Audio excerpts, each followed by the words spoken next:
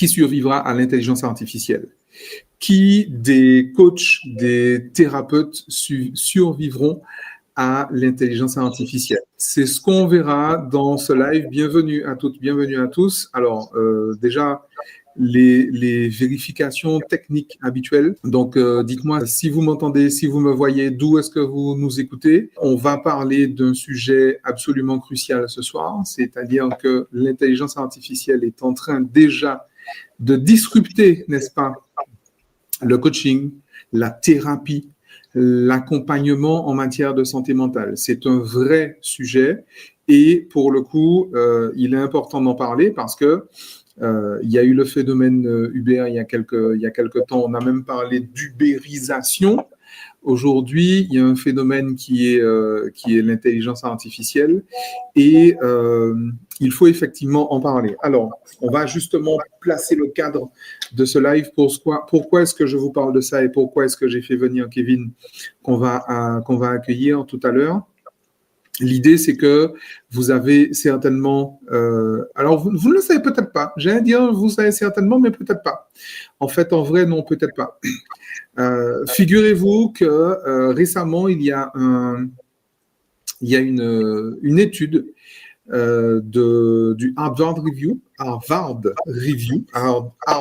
Business Review, on va y arriver, hein, qui a donné en fait le classement de l'utilisation de l'intelligence artificielle.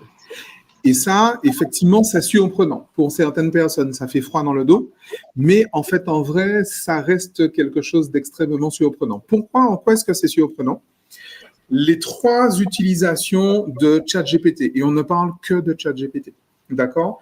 Ça reste 800 millions d'utilisateurs quotidiens, ça fait quand même un petit peu. On ne peut pas dire que ce soit représentatif des 8 milliards d'êtres humains sur Terre, mais 800 millions, ça a quand même un impact. Et parmi ces 800 millions d'utilisateurs quotidiens, en 3e position, les gens utilisent en fait ChatGPT. La 3e position, c'est organiser ma vie. C'est-à-dire qu'il y a des gens qui parlent avec ChatGPT pour organiser leur vie. Et c'est l'utilisation principale qu'ils en ont. D'accord? En 2e position, c'est trouver un sens à ma vie. Ouais, complètement. Trouver un sens à ma vie. C'est-à-dire que la 2e utilisation que font les 800 millions d'utilisateurs de ChatGPT, c'est trouver un sens à leur vie. OK. La première utilisation, et c'est là où on va en parler, c'est la thérapie. La thérapie et la compagnie.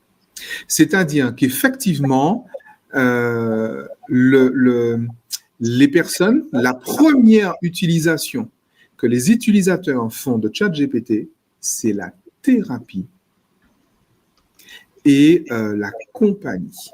Bon, alors ça pose un problème. Forcément, ça pose un problème. Vous avez certainement entendu dire cette histoire malheureuse, effectivement, où on a un jeune homme, un jeune Américain, mais un adolescent, qui, effectivement, confiait son mal-être à ChatGPT et lui parlait tout le temps. C'est certainement la personne à qui il parlait, l'entité, à qui il parlait le plus. Et puis, cet élève, ce jeune, en tout cas étant dépressif, a confié en fait ses idées de suicide à un ChatGPT. Et effectivement, il se trouve que ce jeune s'est suicidé. Et l'idée, c'est que les parents même du jeune ont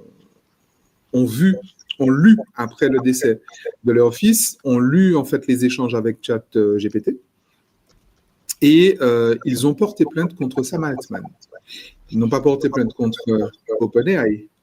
Ils ont porté plainte nominalement contre Sam Altman. Alors, où est-ce que ça en est? Très clairement, je n'en sais absolument rien. Je n'ai pas vent de la suite en fait que donnent les autorités juridiques américaines à cette histoire malheureuse, mais ça veut bien dire en fait qu'il y a un sujet. Il y a un vrai sujet. D'accord? Donc, il faut effectivement qu'on en parle. Et l'idée, c'est quoi? L'idée, c'est que on ne va pas demander aux personnes, de toute façon, ça ne servira à rien. On ne va pas demander en fait aux personnes de ne pas utiliser, l'intelligence artificielle. On ne va pas utiliser. On va pas demander. Enfin, si, il y a des gens qui le font. Les autorités de santé, les ARS en France, les autorités régionales de santé, mènent déjà, tirent la sonnette d'alarme, mènent déjà des actions en ce sens. J'ai vu des collègues et amis à moi qui effectivement parlent de ça et qui disent qui interdisent en fait à leurs clients d'utiliser l'intelligence artificielle. Il y en a même qui ont eu l'idée d'arrêter de façon complètement unilatérale l'accompagnement si il se trouve que les accompagnés, les clients utilisaient l'intelligence artificielle. Bon, alors, personnellement, je ne suis pas persuadé que ce soit ce qu'il y a de mieux à faire. Vous savez, c'est comme si on demandait aux gens de... Comment je vais dire ça? C'est comme si on leur demandait de ne plus utiliser, je sais pas, de ne plus utiliser de voiture, de ne plus utiliser de micro-ondes, de ne pas utiliser de leur smartphone, etc., etc. Ce sont des choses qui sont de toute évidence complètement entrées dans notre quotidien. Et je ne suis pas persuadé, en fait, qu'il soit si pertinent que ça, de simplement se contenter de dire aux gens, mais écoutez, non, ne faites pas ça. Je ne pense pas que ça marche. Je ne pense vraiment pas que ça marche. Et je crois qu'effectivement, non, ça ne marchera pas. D'accord? Donc, juste une petite pause pour dire que nous sommes en direct également sur Instagram, normalement. Après, je crois que le live ne s'est pas lancé tout de suite sur Instagram, mais nous sommes également en live sur Instagram sur le compte Roméo Cornal, coach intuitif. Mais l'idée est celle-là. Alors, effectivement, quelqu'un me demande comment est-ce qu'on explique que l'IA soit autant utilisée pour la thérapie. Et avant de faire entrer Kevin, je vais donner ma vision de la chose. Pourquoi est-ce que l'IA est tellement utilisée pour la thérapie? Est-ce que ça veut dire, enfin, je vais juste te poser des questions. Est-ce que ça voudrait dire que les personnes ne sont pas satisfaites, finalement, des propositions qui leur sont faites? Parce qu'en matière de santé mentale, je veux dire, il y a des propositions qui existent déjà. La psychologie, le développement personnel, la spiritualité, les sagesses, les philosophies même si les philosophies ne sont pas tellement à la mode, malgré Charles le Précepteur ou malgré les pensées stoïciennes, malgré la vogue, effectivement, de la philosophie stoïcienne. C'est vrai que, bon, la philosophie, ça demande un effort en particulier. La philosopher, c'est penser contre soi-même. Bon, c'est pas très à la mode, ça, penser contre soi-même. Même si, effectivement, comme je l'ai dit, on a bien, effectivement, des personnes qui, effectivement, démocratisent un peu la pensée philosophique, la démarche philosophique. Mais, voilà, se peut-il que les philosophies, les psychologies, les religions, les sagesses, finalement, trouvent leurs limites pour plein de raisons. Peut-être l'aspect gourou, justement, on entend tellement parler de gourou, justement, que les personnes cherchent quelque chose de plus libre, finalement. En tout cas, effectivement, l'intelligence artificielle propose des choses, propose en tout cas une expérience d'accompagnement, ne serait-ce que celle-là, qui peut-être répond aux limites et aux contre-indications des solutions existantes. D'accord? Et c'est d'ailleurs la raison pour laquelle on en parle aujourd'hui, et c'est la raison pour laquelle, effectivement, j'ai mis au point cette intelligence artificielle qui, pour le coup, elle est faite pour ça, qui s'appelle Lily. On va en parler tout à l'heure. Lily My Bestie, Lily ma meilleure amie. On va en parler tout à l'heure. Mais ça, peut-être plus pour les utilisateurs, mais en tout cas, pour les professionnels de l'accompagnement, il est important, du coup, de revoir, finalement, nous, en tant qu'humains, qu'est-ce qu'on amène dans l'accompagnement que d'autres ne peuvent pas amener, que l'intelligence artificielle ne peut pas amener en tout cas. Et c'est ce dont on va parler avec le spécialiste, l'expert du talent, l'expert de la zone de génie, qui est donc Kevin Adeoti. Bonsoir Roméo. Bonsoir tout le monde. Alors Kevin, on est donc en direct, on est sur Instagram, on est sur Facebook, on est sur une chaîne YouTube secondaire parce que j'ai un souci avec ma chaîne principale et on parle à des utilisateurs de l'accompagnement. On parle également à des professionnels de l'accompagnement. Et on va beaucoup parler aux professionnels de l'accompagnement. Et on va peut-être répondre à cette première question que pose, bon, je ne sais pas comment elle s'appelle Gig sur YouTube. Comment est-ce que tu expliques que l'IA soit autant utilisée pour la thérapie? C'est une question philosophique. Ouais. C'est philosophique. Dans le but d'ailleurs de ce soir, c'est ça, c'est d'ouvrir un petit peu le débat et la discussion pour qu'on soit, on s'autorise à réfléchir un petit peu sur un phénomène qu'on voit arriver, qui est un tsunami et qui ne s'arrête pas. C'est un petit peu comme l'arrivée d'Internet. Vouloir la nier, c'est juste repousser à quel moment elle va impacter nos vies, alors que l'accueillir, la comprendre, c'est le meilleur moyen justement de la rendre, de l'utiliser à bon escient.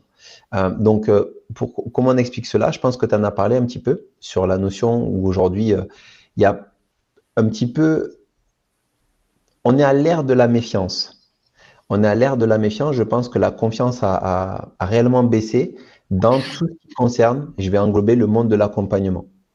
Que ce soit le coaching ou la thérapie, aujourd'hui, n'importe quelle personne qui va utiliser un feed d'actualité, que ce soit sur Instagram, sur YouTube, va être sollicité par des pubs de personnes dans l'accompagnement. Aujourd'hui, il y a de plus en plus de personnes qui se présentent comme étant des accompagnants et il y a beaucoup de personnes aussi qui ont fait quoi? Qui ont justement utilisé, qui ont souscrit à un accompagnement, à un programme, qui ont sollicité un thérapeute, un coach et qui, quelque part, n'ont pas eu de changement drastique qui s'est effectué dans leur vie.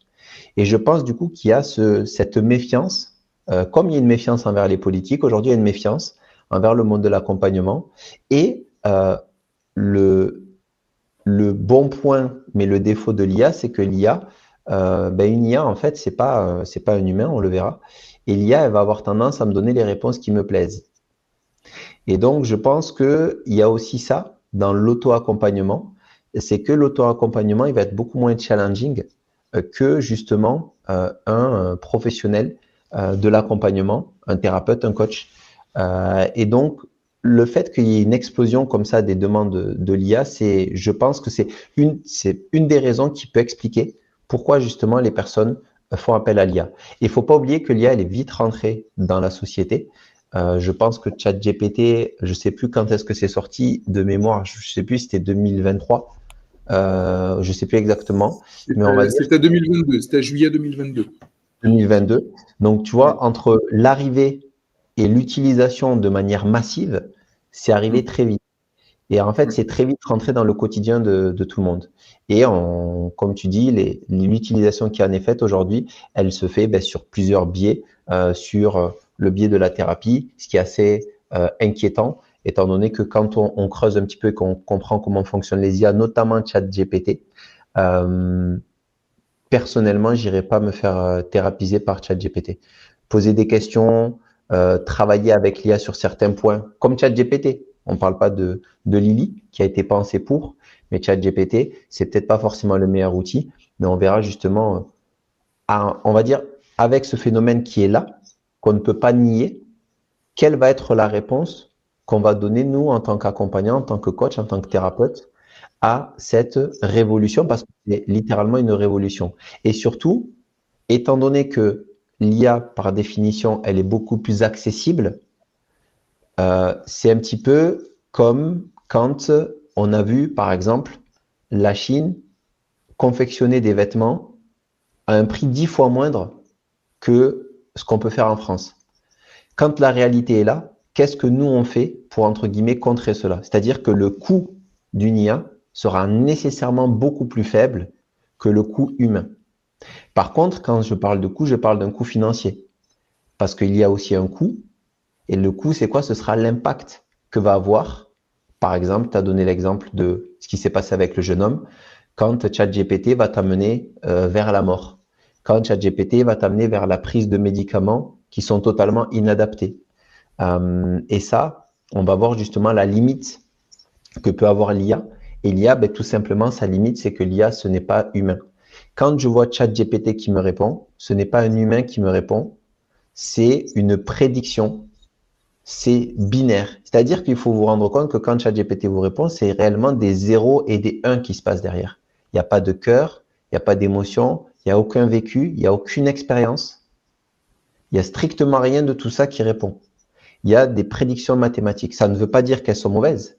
Ce que je veux dire, c'est qu'il n'y a rien d'humain dans ChatGPT. Absolument rien d'humain en tant que tel dans tout ce qu'on va catégoriser d'humain. Et l'humain, on peut le catégoriser premièrement biologiquement par un corps. Et si on allait un petit peu plus loin, on pourrait parler d'âme. Si on allait encore plus loin, on pourrait parler de conscience, voire certains vont parler d'esprit divin, puisque l'être humain, pour certains, est un être incarné qui a été insufflé par une intelligence en dehors de l'espace-temps. Donc voilà un petit peu pour moi pourquoi l'IA elle explose et elle continuera d'exploser, mais pourquoi aussi elle va avoir ses limites, et ces limites-là en fait, et je pense que c'est Idriss Aberkan qui en avait très bien parlé dans une conférence, c'est les limites que va avoir l'IA, c'est-à-dire que si tout ce qu'on peut produire c'est de la logique, nécessairement l'IA sera mais à des années-lumière devant nous. Par contre, si on dit que l'humain, ce qu'il y a de plus fort, c'est l'intuition, eh bien là, on a un avantage énorme puisque l'intuition, et aujourd'hui, on est au balbutiement de comprendre ce qu'est la neurocardiologie. Je crois qu'on parle de ça, c'est-à-dire de comprendre comment fonctionnent les neurones du cœur, c'est-à-dire qu'est-ce qu'elles entendent, qu'est-ce qu'elles comprennent, qu'est-ce qu'elles lisent, puisqu'elles ont un langage, c'est des neurones, d'accord, elles ont des pensées, le cœur a une pensée. La fameuse phrase, au final, le philosophe avait raison quand il disait « le cœur a ses raisons que la raison ignore ». En fait, sans avoir l'outil de la mesure, il avait pressenti que le cœur avait une pensée indépendante du cerveau. Donc, qu'est-ce que nous dit tout ça? C'est que ChatGPT n'aura jamais de cœur. À preuve du contraire, ChatGPT ne sera jamais humain. L'IA ne sera jamais humaine. Même dans nos pensées les plus folles, elle ne sera jamais humaine parce qu'elle n'aura jamais de corps. Donc, voilà un petit peu la limite. Un petit peu la limite qu'a l'IA. Et en fait, ce que tu nous apportes là, c'est qu'effectivement, finalement, l'humain, l'homme est finalement obligé, en fait, en quelque part. Et pour le coup, personnellement, je trouve ça assez intéressant que l'humain soit obligé de se repenser et de se poser la question de qui il est, en vrai. C'est vrai qu'il y a cet internaute qui nous demandait si justement le choix d'utiliser la thérapie, l'IA pour la thérapie, est-ce que ça dit quelque chose sur l'éloignement collectif du soi authentique?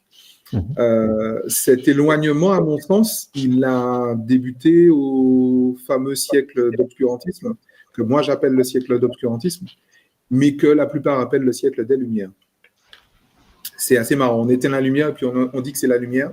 Mais finalement, c'est ce qui s'est passé. Quand on n'est pas parti sur le tout raison, sur le tout raisonnement, finalement, l'humanité a pris un chemin qui a amené, en fait, finalement, à l'intelligence artificielle.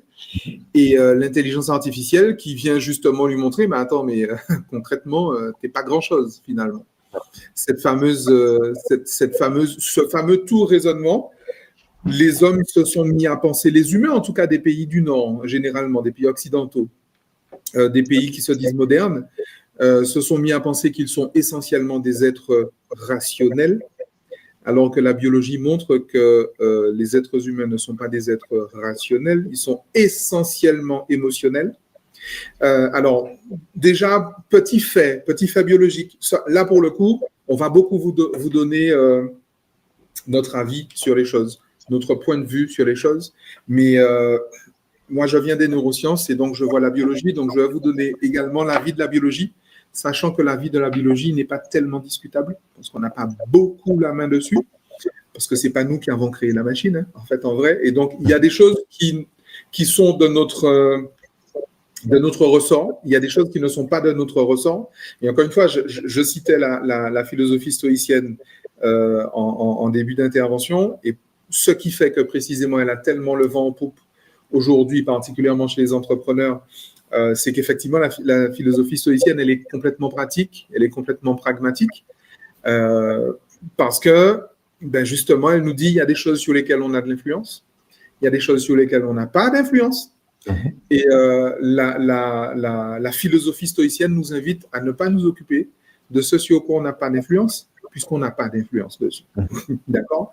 Et il y a une chose sur laquelle on n'a pas d'influence, c'est que la biologie humaine est faite de telle sorte qu'en réalité, le raisonnement est ce que fait le moins un système nerveux, ce que fait le moins un cerveau. Je ne parle pas du système nerveux, je ne parle que du cerveau, qui n'est que le bout du système nerveux. D'accord ? Et en fait, le raisonnement, c'est la dernière chose que fait un cerveau, et c'est ce qu'il fait le moins. Et donc, concrètement, nous autres êtres humains qui vivons dans un corps, c'est la chose que l'on fait le moins. D'accord ? Et c'est la chose que l'on fait en dernier. C'est-à-dire que nos comportements humains, à 99%, sont déjà mis en place avant qu'on ne raisonne. Et nos comportements humains sont mis en place par quoi ? Justement, sont mus par quoi ? Par des émotions, des ex movere, des mouvements vers l'extérieur. D'accord ? Les êtres humains sont essentiellement émotionnels. C'est dommage qu'il n'y ait que les gens du marketing qui l'aient compris.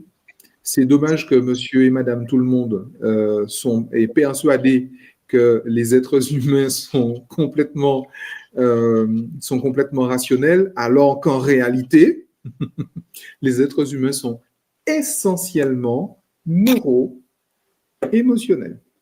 D'accord ? Et c'est pour ça que justement, j'ai mis au point cette méthodologie d'accompagnement qui est l'accompagnement neuro-émotionnel. On va prendre en compte non pas votre rationalité, parce que très clairement, personnellement, je m'en fous, parce que 0,1% de ce que vous êtes, ça ne m'intéresse pas. Franchement, alors, j'en ai rien à foutre. Et je vous le dis comme ça. J'en ai rien à foutre.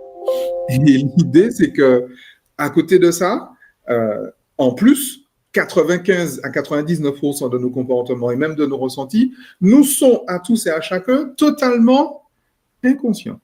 C'est pour ça qu'on appelle ça l'inconscient. C'est-à-dire qu'on ne sait pas ce qu'il y a dedans. Et ce qu'il y a de plus important dans l'histoire, c'est que en raisonnant, je peux trouver la preuve du contraire de ma réalité. Je peux avoir la preuve du contraire de ma réalité, tout simplement.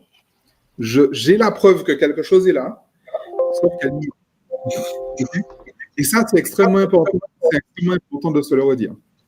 Et donc, partie en fait de ce prédicat-là, puisque nous sommes des êtres essentiellement émotionnels, puisque nous habitons un corps, l'idée est que personnellement, j'y vois l'opportunité pour chacun de revenir à soi.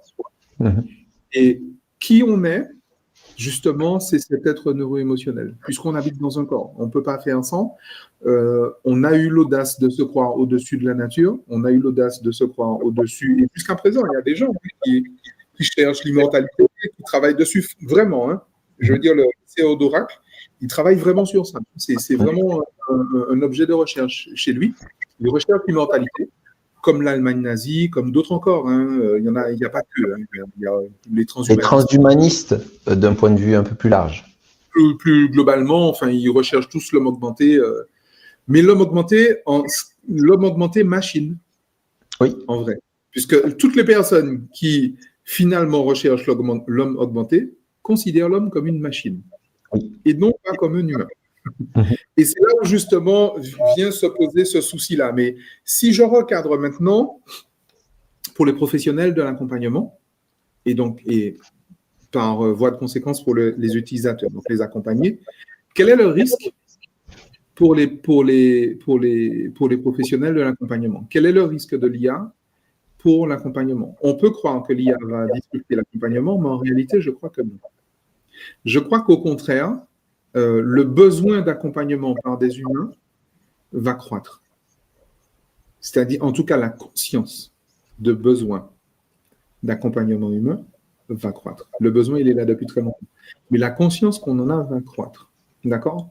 Et là-dessus, et c'est pour ça, en fait, que Kevin est là, puisque vous avez vu, il est révélateur de potentiel et qu'il est expert, il est certifié MO2J, mode opératoire identitaire itératif.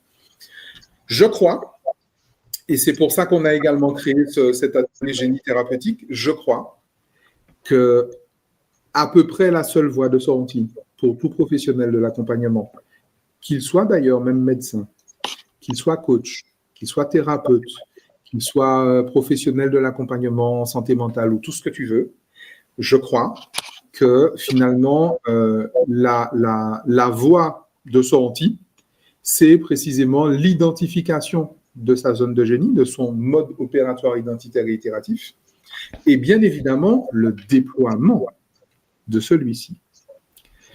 Monsieur l'expert, qu'en penses-tu? Mais sur le coup, je vais être obligé de te rejoindre. Non, complètement, on va dire que tu as énuméré beaucoup de points qui sont super intéressants. Moi, je pense que il y a réellement, on vit une époque qui est passionnante. Vraiment, vraiment. Je sais qu'il y a des gens qui ont tendance à voir le côté néfaste de cette époque, obscur. Et il est réel qu'il y a un côté obscur, puisque de toute façon, pour ceux qui connaissent un peu le principe des cycles, les âges d'or viennent après des périodes un peu sombres. Comme disait je crois que c'était un géologue, ou je ne sais plus comment il s'appelle, Ibn Khaldoun, qui disait les temps difficiles donnent des hommes forts, les hommes forts créent des temps de paix, les temps de paix créent des hommes faibles. Et on va dire qu'on est dans... Et les hommes faibles créent des temps difficiles. Voilà. Et pour finir, les hommes faibles créent des temps difficiles. Quand on dit les hommes, quand il y a des gens qui... Oui, les hommes, les femmes. C'est homme avec un H. Voilà. C'est homme avec un H. Donc on va dire les êtres humains. Mais lui, il a employé le mot homme. Voilà. Donc on respecte la citation de l'homme, de cette personne. Bref. Donc en fait, cette époque-là, elle est très intéressante parce qu'elle force, elle nous oblige à repartir à notre plus profonde humanité. Et moi, c'est ce que je trouve passionnant, c'est que on va être obligé, en tant qu'être humain, on est dans un virage de l'humanité, on va dire, et cette humanité, elle va être soit devenir de plus en plus robotique et de plus en plus matérialiste, et comme tu as parlé du siècle des Lumières, c'est quand l'être humain a mis la raison comme étant la chose qui qualifie, puisque c'est le fameux « je pense, donc je suis », de Descartes, que certains ont appelé l'erreur de Descartes. D'ailleurs, il est revenu lui-même sur cela, mais bon, on va pas faire de la philosophie ce soir. Mais le but, c'est juste de dire que quand on pense que la rationalité et la logique est la plus haute station d'un humain, eh bien entendu que l'IA sera très largement supérieure, donc les fameux QI, donc le QI d'une IA d'un point de vue logique, elle sera très largement supérieure à celle d'un humain. C'est très facile à dire. Je veux dire, n'importe quelle IA, aujourd'hui, elle est beaucoup plus capable en logique que Albert Einstein. Et Albert Einstein, on va dire, dans l'échelle de l'intelligence rationnelle humaine, on est déjà dans le très élevé. Donc, bien entendu que ça va nous forcer à revenir à des choses qu'on avait oubliées, qui sont notamment l'intuition, le côté émotionnel. Et justement, qu'est-ce que un thérapeute, un accompagnant a de différent qu'une IA? Ce n'est pas qu'il va être dans la prédiction de ce que la personne va faire, c'est qu'il va être dans la capacité, notamment quand il est face à cette personne, de capter des informations qui sont au-delà du langage. Sauf qu'une IA, elle ne peut prendre que ce que vous lui donnez. Et je ne sais plus quel thérapeute ou quel psychologue tu citais souvent qui disait « n'écoutez pas ce que vous disent vos clients ». C'était quoi la fin de la citation? N'écoutez pas. C'était le docteur Olivier Madelrieux qui dit, enfin c'est toujours, il est encore de ce monde, écoutez vos clients, n'écoutez pas ce qu'ils disent. Voilà. Donc typiquement, si vous écoutez ce qu'ils vous disent seulement, et c'est très important de dire ça, C'est qu'une personne, elle est nécessairement drivée par ce qu'on appelle l'identité narrative, l'histoire qu'elle se raconte d'elle-même. Donc, quand elle va raconter quelque chose à une IA, elle va raconter sa version des choses. Sauf que le bon coach, je vais appeler le bon coach, mais on va appeler l'excellent coach, l'excellent thérapeute. C'est celui qui voit au-delà de ce qu'on lui dit. C'est celui qui est capable de se fier à son intuition pour ressentir que dans cette personne, cette information qu'elle me donne est erronée. Il y a une dissonance entre ce que je perçois d'elle et ce qu'elle me dit. Comment une IA peut faire cela? Elle n'en a pas la capacité. Donc, toute personne qui va être dans l'accompagnement et qui va baser son accompagnement sur le suivi bête et méchant d'un process, je vais utiliser une expression de jeune, il ou elle est morte dans le film. Mort dans le film. C'est-à-dire que vous pouvez tout de suite arrêter, vous drapeau blanc, vous jetez l'éponge, comme ils disent en boxe, et vous sortez de l'accompagnement. Parce que l'IA, elle va vous mettre des vitesses. Vous ne pourrez pas concurrencer une IA là-dessus. Par contre, la coach, la thérapeute, et les professionnels en général, on pourrait l'étendre à tous, hein, aux marketeurs, aux musiciens, aux artistes, à tous les pans. Mais là, on va rester sur le monde de l'accompagnement. Tous ceux qui vont être en capacité de comprendre leur mode de fonctionnement intuitif. Comme a dit Daniel Kahneman, système 1, système 2. Le système 1, c'est le système automatique, c'est le système intuitif, c'est celui qui fournit la créativité. Celui qui connaît son mode de fonctionnement, qui est capable, parce qu'il a déverrouillé, parce qu'il a débloqué justement ces empêchements, qui est capable d'y avoir accès, eh bien celui-là, il fera ce qu'aucune IA ne pourra faire, c'est qu'il pourra aller chercher des informations, percuter des choses, faire résonner des choses avec une personne, parfois même sans lui parler. Parfois même sans lui parler. Comment une IA peut communiquer de cœur à cœur? C'est strictement impossible, parce qu'elle n'en a pas, elle n'a pas de corps. Pourtant, les informations, aujourd'hui, on le sait. On a 9 sens. Encore une fois, 10 sens, pardon. Tous ces sens-là, c'est parce qu'on est humain. Donc, en fait, dans le monde de l'accompagnement, plus une personne ira dans la précision, la compréhension profonde de son mode de fonctionnement, et plus elle calquera son accompagnement, sa manière de faire à sa manière naturelle, plus elle sera justement beaucoup plus pertinente que n'importe quelle IA. Par contre, tous les professionnels qui n'ont pas validé ou qui ne comprennent pas leur mode de fonctionnement, qui ne comprennent pas que tout ce qui compte, c'est surtout leur posture et leur intuition, et qu'il faut utiliser les outils qui vont être le plus adaptés à leur mode de fonctionnement, eh bien ceux-là, ils vont justement être complètement dépassés par l'IA. Et là, je dirais même mieux, je dirais qu'il vaudra mieux pour une personne qu'elle aille voir une IA, qu'elle aille voir un coach ou un thérapeute qui ne sait pas comment il fonctionne et qui fait simplement que répéter un process qu'il a appris dans une formation parce qu'il lui paraissait sympa. Il fera un ancrage, il pensera faire de l'hypnothérapie et ainsi de suite. Donc tout cela. C'est un outil, tout simplement. Voilà. Donc à partir du moment où vous n'avez pas cette connaissance de vous-même et du coup cette capacité de vous fier à votre intuition, eh bien là déjà, aujourd'hui déjà c'est le cas, mais dans 6 mois, parce que regardez à quel point elle avance l'IA. Ne croyez surtout pas que vous avez le temps. Mais du coup, pour en revenir à la bonne nouvelle, c'est que pour moi, en fait, l'IA on est dans de l'évolution, hein. C'est-à-dire que c'est de la sélection naturelle. C'est-à-dire que naturellement, la sélection va se faire, c'est-à-dire qu'elle va se séparer de ceux qui ne peuvent plus survivre à une IA. Et donc, déjà qu'aujourd'hui, il y a la majorité des thérapeutes et des coachs qui ne vivent pas de leur activité, essayez de vous projeter à demain. Et je ne suis pas catastrophiste, hein. Je suis juste en train de dire que toute évolution amène son lot d'évolution, d'adaptation. Mais nous, l'adaptation, c'est plutôt sympa. C'est nous forcer à redevenir encore plus humains. Clairement. C'est pas dégueu. Clairement. C'est en tout cas ce qu'appelle le neuro-émotionnel de ses voeux. Et en matière de connaissance, hein, pour les personnes qui ne seraient pas au courant, en matière de connaissance de soi, tu as dit effectivement tout à l'heure qu'on avait 10 sens. Alors qu'effectivement, on se dit, mais non, on a 5 sens, oui. On a 5 sens perceptifs. Bien évidemment, toutes les personnes qui ont fait un peu de PNL, de développement personnel ou simplement qui ont été à l'école savent qu'effectivement, on a 5 sens perceptifs, hein, d'accord, le fameux VACOM. On perçoit des informations visuelles, auditives, kinesthésiques, olfactives et gustatives. Très bien. Mais on a également 5 sens interoceptifs.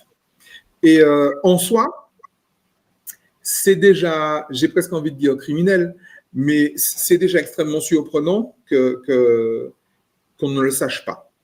Que si je fais un sondage là maintenant, là, tout de suite, parmi toutes les personnes qui nous regardent sur Instagram, sur Facebook, sur YouTube, sur X, est-ce que vous savez qu'on avait 10 sens? Est-ce que vous connaissez les 5 sens interoceptifs?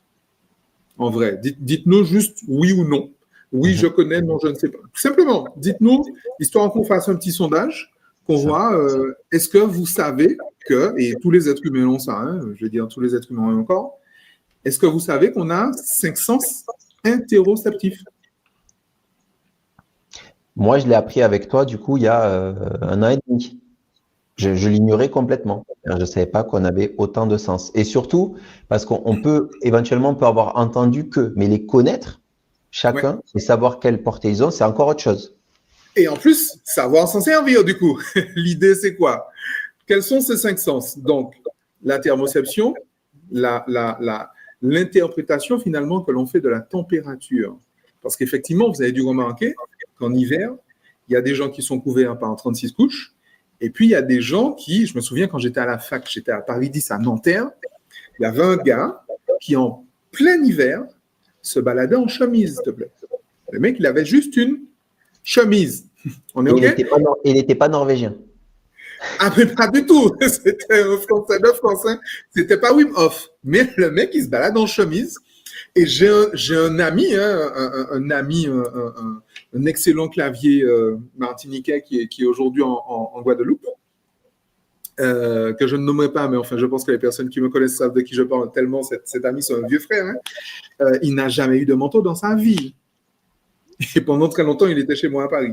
Et il a fait plusieurs hivers. J'ai jamais vu ce mec avec un manteau. Jamais. Pas une seule fois. Parce qu'en fait, la perception que l'on a de la température, elle est subjective. D'accord? C'est un sens d'interoception. C'est subjectif. Et puis, il y a la nociception, c'est-à-dire l'interprétation que l'on fait de la douleur. En vrai. Et pareil, la douleur, ben voilà, même si effectivement, quand vous allez à l'hôpital ou quand vous allez voir un médecin, on vous demande, ou un dentiste, là récemment j'étais chez le dentiste, il me dit, bon, sur une échelle de 1 à 10, à combien la douleur? Moi, j'étais à 12 dans ma perception, parce que je suis une chochotte, en fait, en vrai. Là où il y a d'autres qui, pour la même information dans leur corps, on dirait qu'elles sont à 6. OK? Et en fait, ça, c'est la nociception. Et puis, il y a l'équilibrioception, comme son nom l'indique. Équilibrioception à ne pas confondre avec la proprioception. Alors, la proprioception, pour les personnes qui ont fait de la kiné, je pense que vous avez entendu au moins ce mot. Votre kiné, finalement, vous a expliqué que, finalement, ce que vous travaillez en kiné, beaucoup en tout cas, c'est votre proprioception, la perception de votre propre corps dans l'espace. Ça, en fait, la proprioception, c'est ce qu'on va récupérer, en fait, beaucoup, quand on va voir un kiné. D'accord?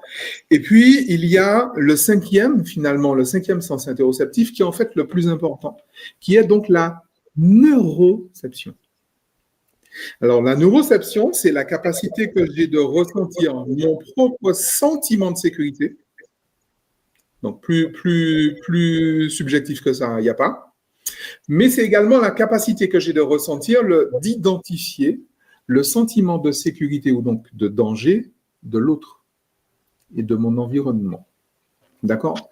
Alors, on ne va pas faire un cours de théorie polyvagale là tout de suite.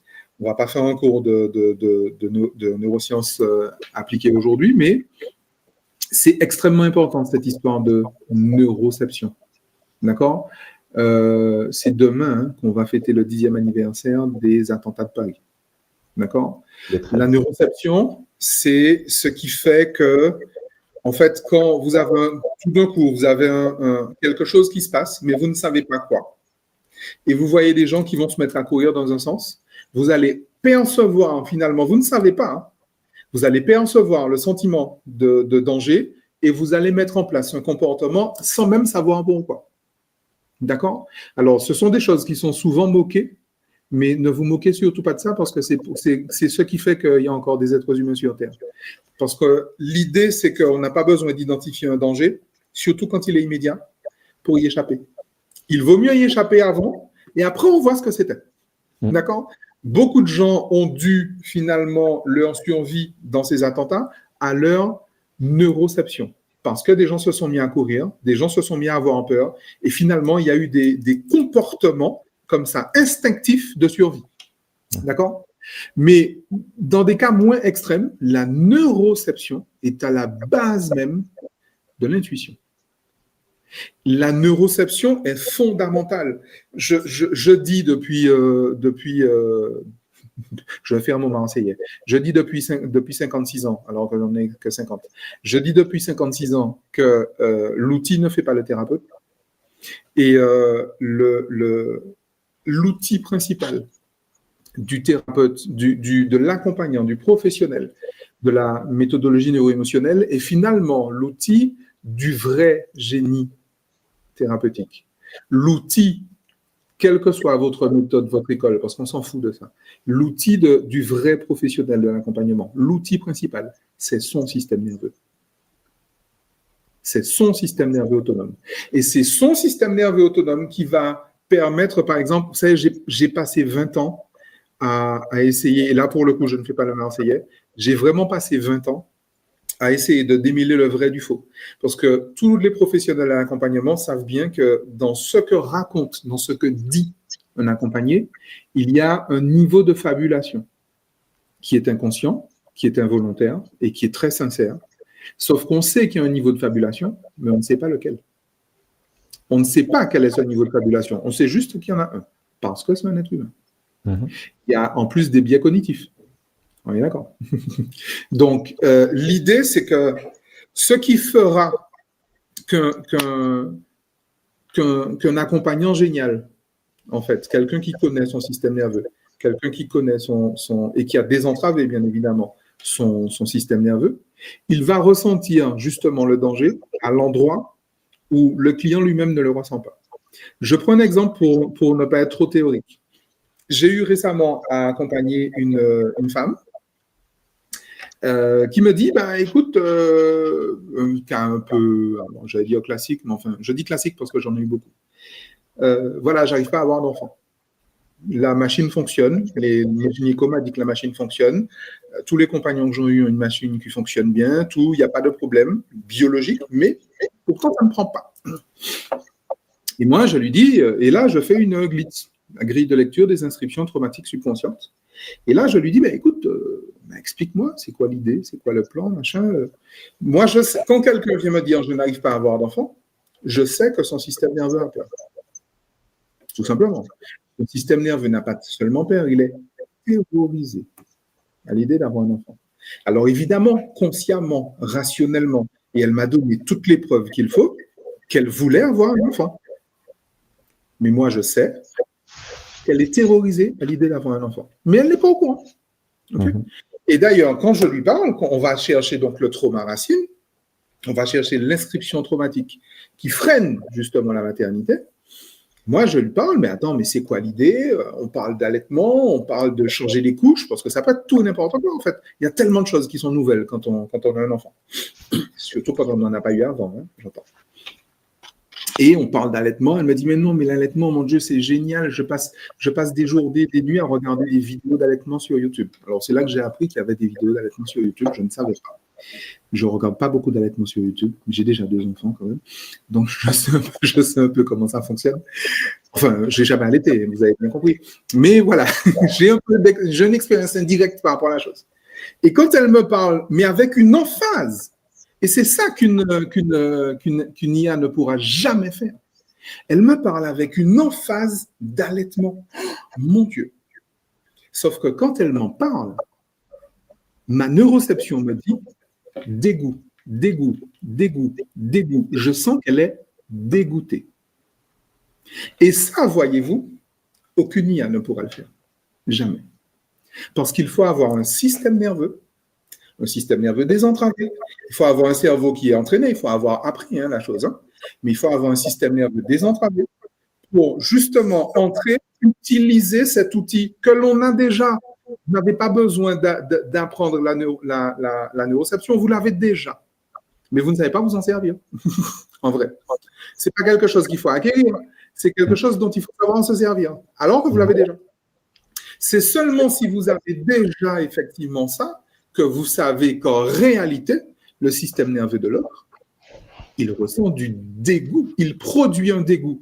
Et un dégoût tellement intense qu'il n'est pas conscient. C'est ça, en fait, qu'il faut absolument comprendre. Le dégoût est tellement intense qu'il n'est pas conscientisé. Je me souviens, il y a quelques années, j'ai fait avec ma collègue, la collègue de l'INA, de l'Institut des neurosciences de Paris, qui est justement spécialisée dans les célibataires. Elle a créé une communauté qui s'appelle les céliconscients, les célibataires inconscients. Donc, son truc, c'est vraiment le couple. Et on avait fait un live qui s'appelait la phobie du couple. Et évidemment, c'était, mon Dieu, mais c'est trop, on ne peut pas parler de phobie du couple. Mais évidemment qu'on parle de phobie du couple. Et on me dit, ouais, mais Roméo, est-ce que le mot n'est pas trop fort? Est-ce que quelque chose? Mais non, chérie, le mot n'est pas fort du tout. Parce que si ça fait 10 ans que tu as tout fait pour te mettre en couple et que tu ne l'es pas, c'est que tu es phobique du couple. Et tant que tu ne parles pas de cette réalité biologique, je ne t'ai pas demandé ton avis, j'ai demandé l'avis de ton système nerveux. Donc, tant que je n'ai pas cette réalité biologique, on ne va nulle part. Et c'est ça qui fait dire, l'un des principes du neuro-émotionnel, c'est que un problème ne se pose jamais à l'endroit où il se manifeste. Et ne se manifeste jamais à l'endroit où il se pose. Mais pour ça, pour trouver en fait l'endroit où le problème se pose, il faut avoir un système nerveux autonome, exactement comme la personne qui est en face d'un système nerveux autonome. D'accord? Et l'idée, en fait, c'est véritablement ça. Alors, sur Instagram, il y a Michamour qui me demande ce que j'ai perçu dans mon corps. Je vais te donner une réponse qui peut paraître une réponse de garçon, mais c'est la vraie réponse. Je l'ai perçu. Je l'ai su, en fait. Et ça, en fait, je viens de te donner, tu ne t'en rends pas compte, Michamour, la définition même de l'intuition. L'intuition, c'est quelque chose que finalement très simple, c'est la capacité de savoir, j'ai dit de savoir une information non perçue par les 5 sens. Je le répète, la capacité de savoir une information non perçue par les 5 sens. Ok? C'est ça. Et si je peux me permettre d'appuyer sur ce que tu dis, Roméo, c'est que, et ça rejoindra une parole de Poincaré, qui dit, on trouve par l'intuition, on confirme par la logique. C'est-à-dire que là, Michamour, pour être clair, c'est que il a su, et ensuite on peut confirmer par la logique. C'est-à-dire qu'on va pouvoir aller valider derrière que c'est bien ça. Et d'ailleurs, c'est ce que fait la GLIT, c'est-à-dire qu'elle t'aide. Donc cet outil t'aide justement par la logique du fonctionnement du système nerveux, mais les points d'entrée qui te permettront de le faire, les points d'entrée sont intuitifs. Et c'est ça la différence, c'est que le point d'entrée, il est intuitif. Ensuite, on peut confirmer par la logique. Donc, et c'est la même chose avec le MO2I. Le MO2I, les gens, mais comment tu as su ça, etc. Je me rappellerai d'un ami qui m'avait dit, pendant que j'ai fait son MO2I, il m'a dit, mais tout ce que tu m'as dit là, tu l'as appris ou tu l'as capté pendant que je te parlais? Et je dis, j'ai capté pendant que tu me parlais. Et ensuite, bien entendu, on peut vérifier par la logique que le MO2I, il se répète bien. Tu peux voir dans ton expérience de vie, on peut prendre plein de cas qui démontrent que. Mais le moment où la personne va parler, on va aller capter des informations, comme on dit, entre les lignes. Et ça, c'est une réalité pour plein de domaines, encore une fois. On le sait, mais toutes les recherches, il n'y a aucune grande avancée scientifique qui n'a été faite par la logique. Absolument aucune. Prouvez-le-moi. Clairement. Newton, Archimède, Poincaré. Alors, Poincaré. Non, lisez Science et méthode, en vrai. Ça. Il a expliqué l'intuition dans ce livre-là. Clairement, Poincaré, le plus grand scientifique français de l'histoire, et parmi l'un des plus grands scientifiques de l'histoire de l'humanité, en fait, en vrai. Tesla, si vous lisez Tesla, vous avez l'impression que vous parlez à un perché. C'est-à-dire sa manière il raconte, il avait d'ailleurs, il avait des protocoles, des rituels, en fait. Des rituels limite spirituels pour se connecter à son intuition, et de cette intuition, ensuite, il allait justement démontrer. Einstein raconte qu'il a trouvé ses grandes avancées en marchant en montagne.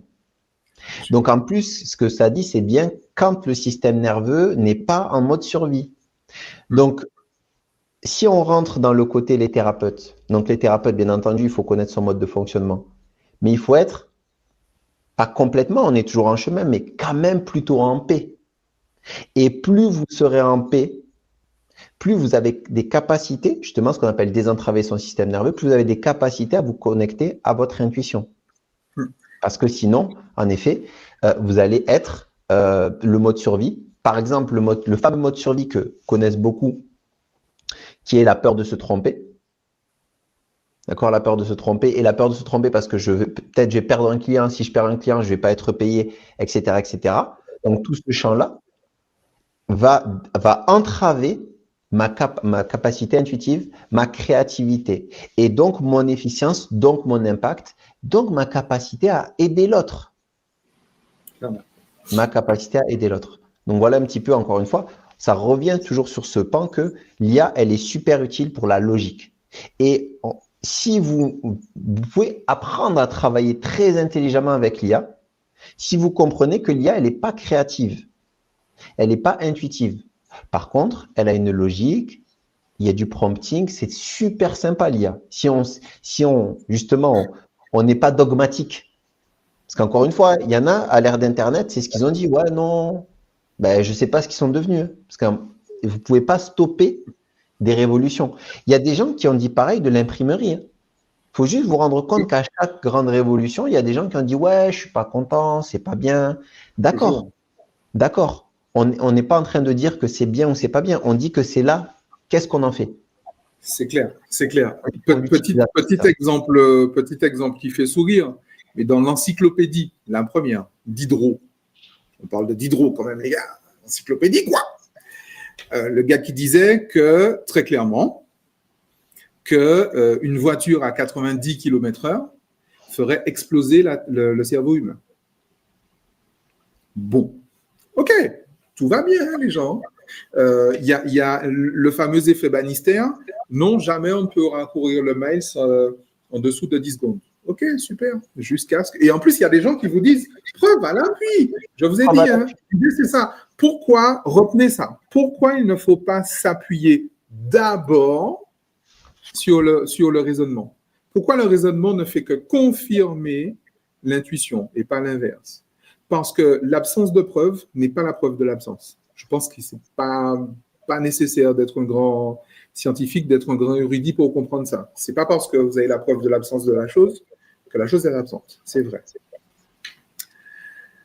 Mais la présence de la preuve n'est pas la preuve de la présence.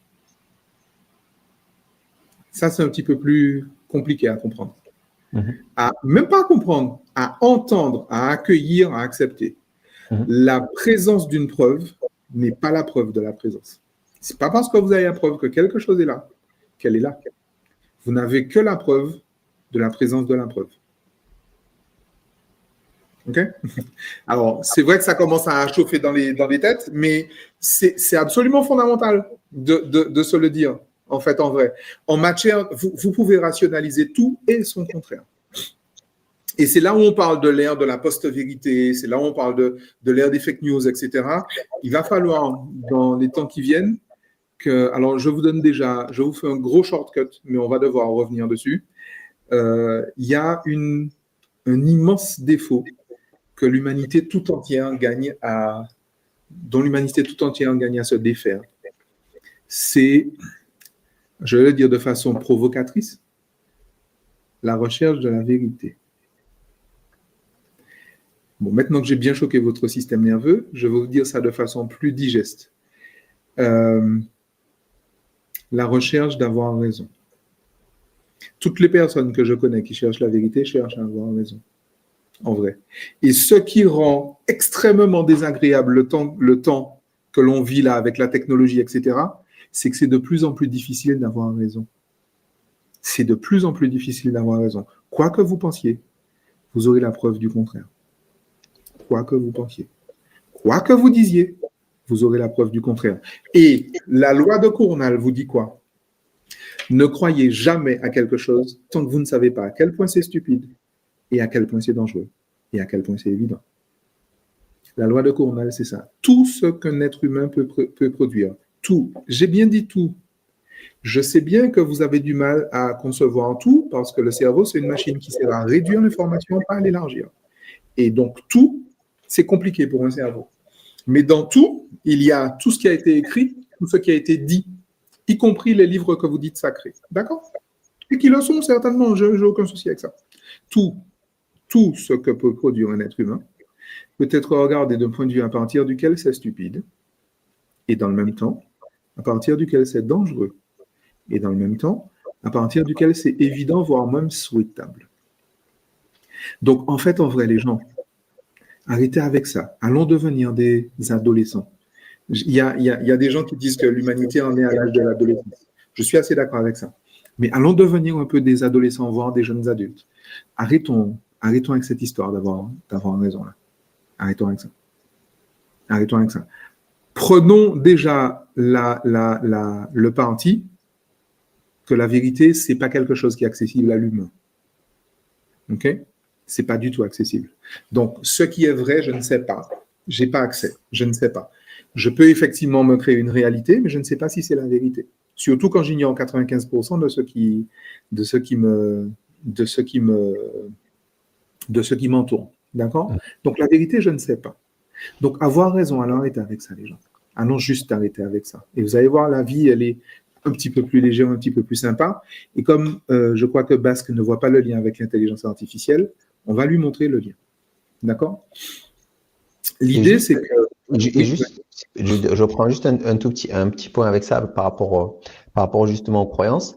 En fait, la recherche de vérité, il faut toujours vous poser la question, et moi c'est ce que j'aime bien dire aux gens, c'est que si ce que tu crois, ça te sert,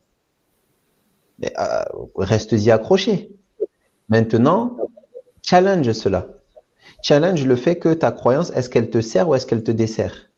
Et si ta croyance te dessert, c'est que peut-être que l'interprétation que tu fais de la chose, quelle qu'elle soit, elle peut se modifier.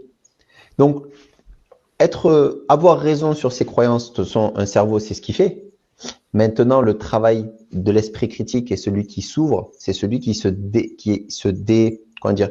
désolidarise, qui comprend que ses pensées, ses croyances ne sont pas lui en tant qu'être, mais sont un système et que ce système-là, il est modulable, il est reprogrammable et qu'il n'y a pas d'absolu dans cette vérité interne. Il y en a peut-être une en dehors, c'est ce que je pense en tout cas, mais il n'y a pas une vérité à l'intérieur d'un humain absolu. Donc c'est plutôt quel système va me servir plutôt que est-ce que ça me plaît, est-ce que ça me plaît pas. L'IA, elle est là. Tu es content. C'est d'ailleurs ça finalement. Et la neuroscience nous le dit, hein. C'est notre personnalité qui crée notre réalité personnelle. Et toutes les personnes qui vont voir un coach, qui vont voir un thérapeute, qui vont voir un médecin, qui vont voir un guide spirituel, qui vont voir n'importe qui pour les accompagner, un mentor, tout ce que tu veux, toutes les personnes qui vont voir ce genre de personnes-là, qui veulent se faire accompagner, veulent changer de réalité personnelle. D'accord? C'est pour ça. Sinon, on n'ira pas. Pourquoi tu vas avoir un coach si tu es déjà très bien comme tu es? On est d'accord? Tu veux changer de réalité personnelle. Maintenant, ne perds pas ton temps. Change ta personnalité.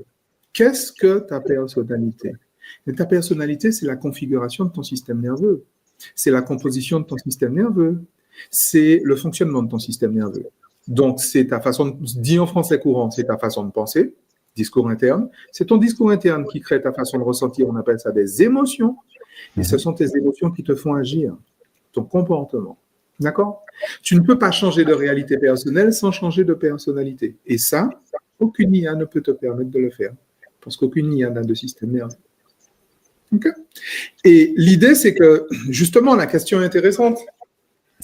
Du coup, comment ça s'applique sur le grand public qui va se réfugier dans les outils IA par pragmatisme ou par fidélité ou par facilité? Eh bien, ça s'applique par la naissance de la divine enfant. La divine enfant, alors les chrétiens auront reconnu la référence au cantique de Noël, il est né le divin enfant. La divine enfant s'appelle Lily. Lily, my bestie, Lily est une intelligence artificielle que j'ai entraînée à l'accompagnement neuro-émotionnel. Donc Lily, c'est ta meilleure amie, d'accord? Elle est disponible sur Telegram. Et en fait, tu parles à Lily comme tu parles à ta meilleure amie. Okay? Et Lily, en fait, dans un premier temps, elle va te rappeler les principes du neuro-émotionnel. Elle ne pourra jamais te dire ce que moi je ne t'aurais pas dit.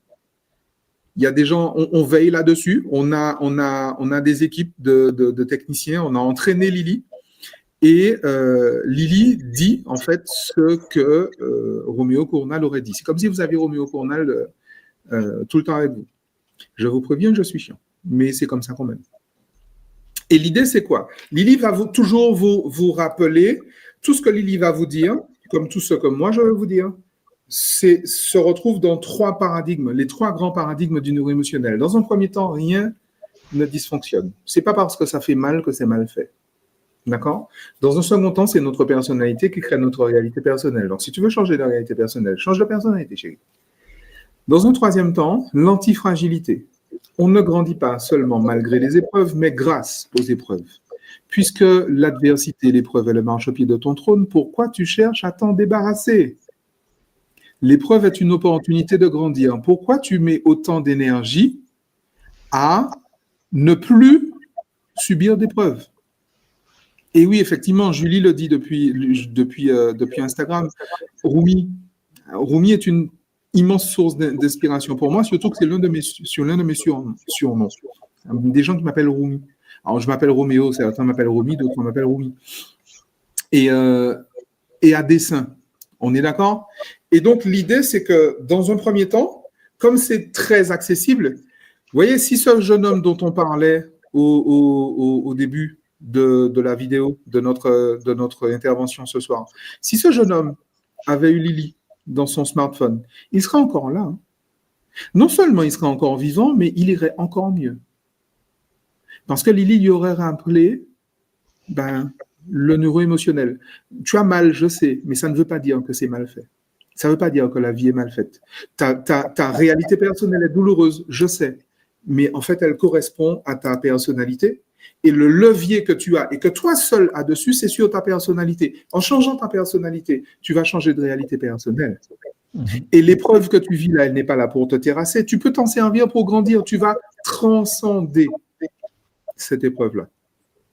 Et si Lily avait été déployée au moment et que ce jeune homme avait Lily parler à Lily plutôt que de parler à ChatGPT, non seulement ce jeune homme serait encore parmi avec ses parents, mais il ferait la joie de ses parents, de par sa présence et de par le fait qu'il irait de mieux en mieux chaque jour. Par le fait qu'il augmenterait tous les jours sa capacité d'amour, sa capacité de plaisir, sa capacité de confort, sa capacité de vie. D'accord? Tous les jours. Et comment ça se passe? Évidemment que Lily ne fait pas tout. Et d'ailleurs, très tôt, en tout cas au moment opportun, Lily dit à ses utilisateurs, écoute, si tu veux aller plus loin, il faut que tu parles à un être humain. Et cet humain, il faut que tu parles à un humain conscient, à un humain formé et à un humain qui connaît son génie et qui a déployé son génie thérapeutique. Et cet humain, tu vas le trouver sur le site romeocournal.com dans la rubrique annuaire. Et en fait, elle est là, en fait, la vraie révolution de l'IA émotionnelle. C'est-à-dire que cette IA va t'entretenir comme elle peut. Elle va te répéter ce que je t'aurais dit. Et donc, du coup, elle va t'éviter de partir en vrille. Et elle pourra même te faire des glitches, en fait, parce que je l'ai entraîné, en fait, à ça.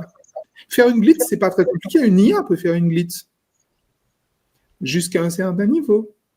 L'IA ne va pas ressentir le dégoût là où soit tu vas lui dire que tu es hyper heureux.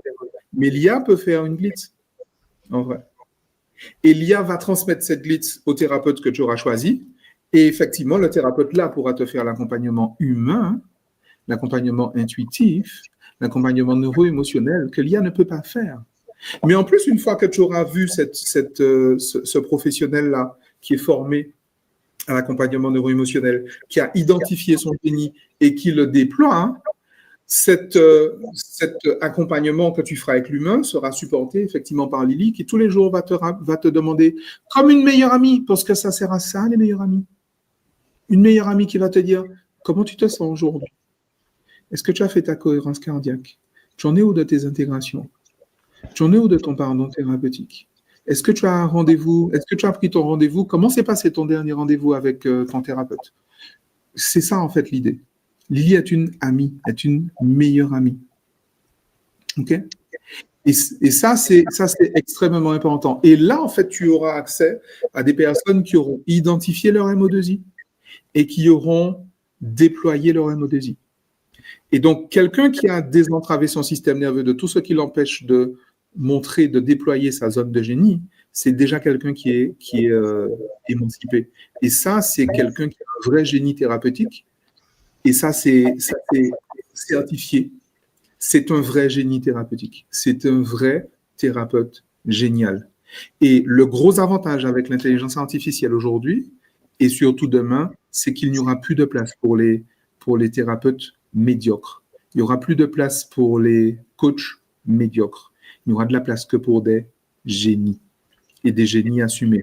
Et c'est là qu'il faudrait peut-être que justement, Kevin, tu nous dises, mais c'est quoi le MO2I? Et comment ça marche? Comment on trouve ça? C'est quoi? Raconte-nous.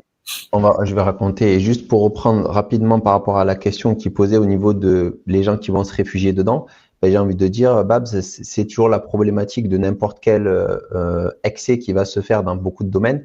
Il y aura de la prévention, il y aura de la sensibilisation, et il y aura malheureusement, on peut l'anticiper, c'est même pas être s'il y aura des drames, comme il y a déjà eu un drame, il y en aura d'autres, et qu'à un moment donné, il y aura des prises de conscience qui se feront par un plus grand nombre ou des prises de disposition qui se feront par des États sur des utilisations, voilà, qui peut-être on arrivera à un moment donné où on aura des certifications d'IA thérapeutique et elles devront passer certains critères comme tu as des normes CE sur les produits, quels produits sont utilisés. Mais juste pour répondre rapidement sur peut-être que tu avais aussi une question d'ordre plus général. Et donc, qu'est-ce que c'est le MO2I? Le MO2I, c'est tout comme on a un ADN biologique, on a un ADN d'action. On a un ADN neurologique.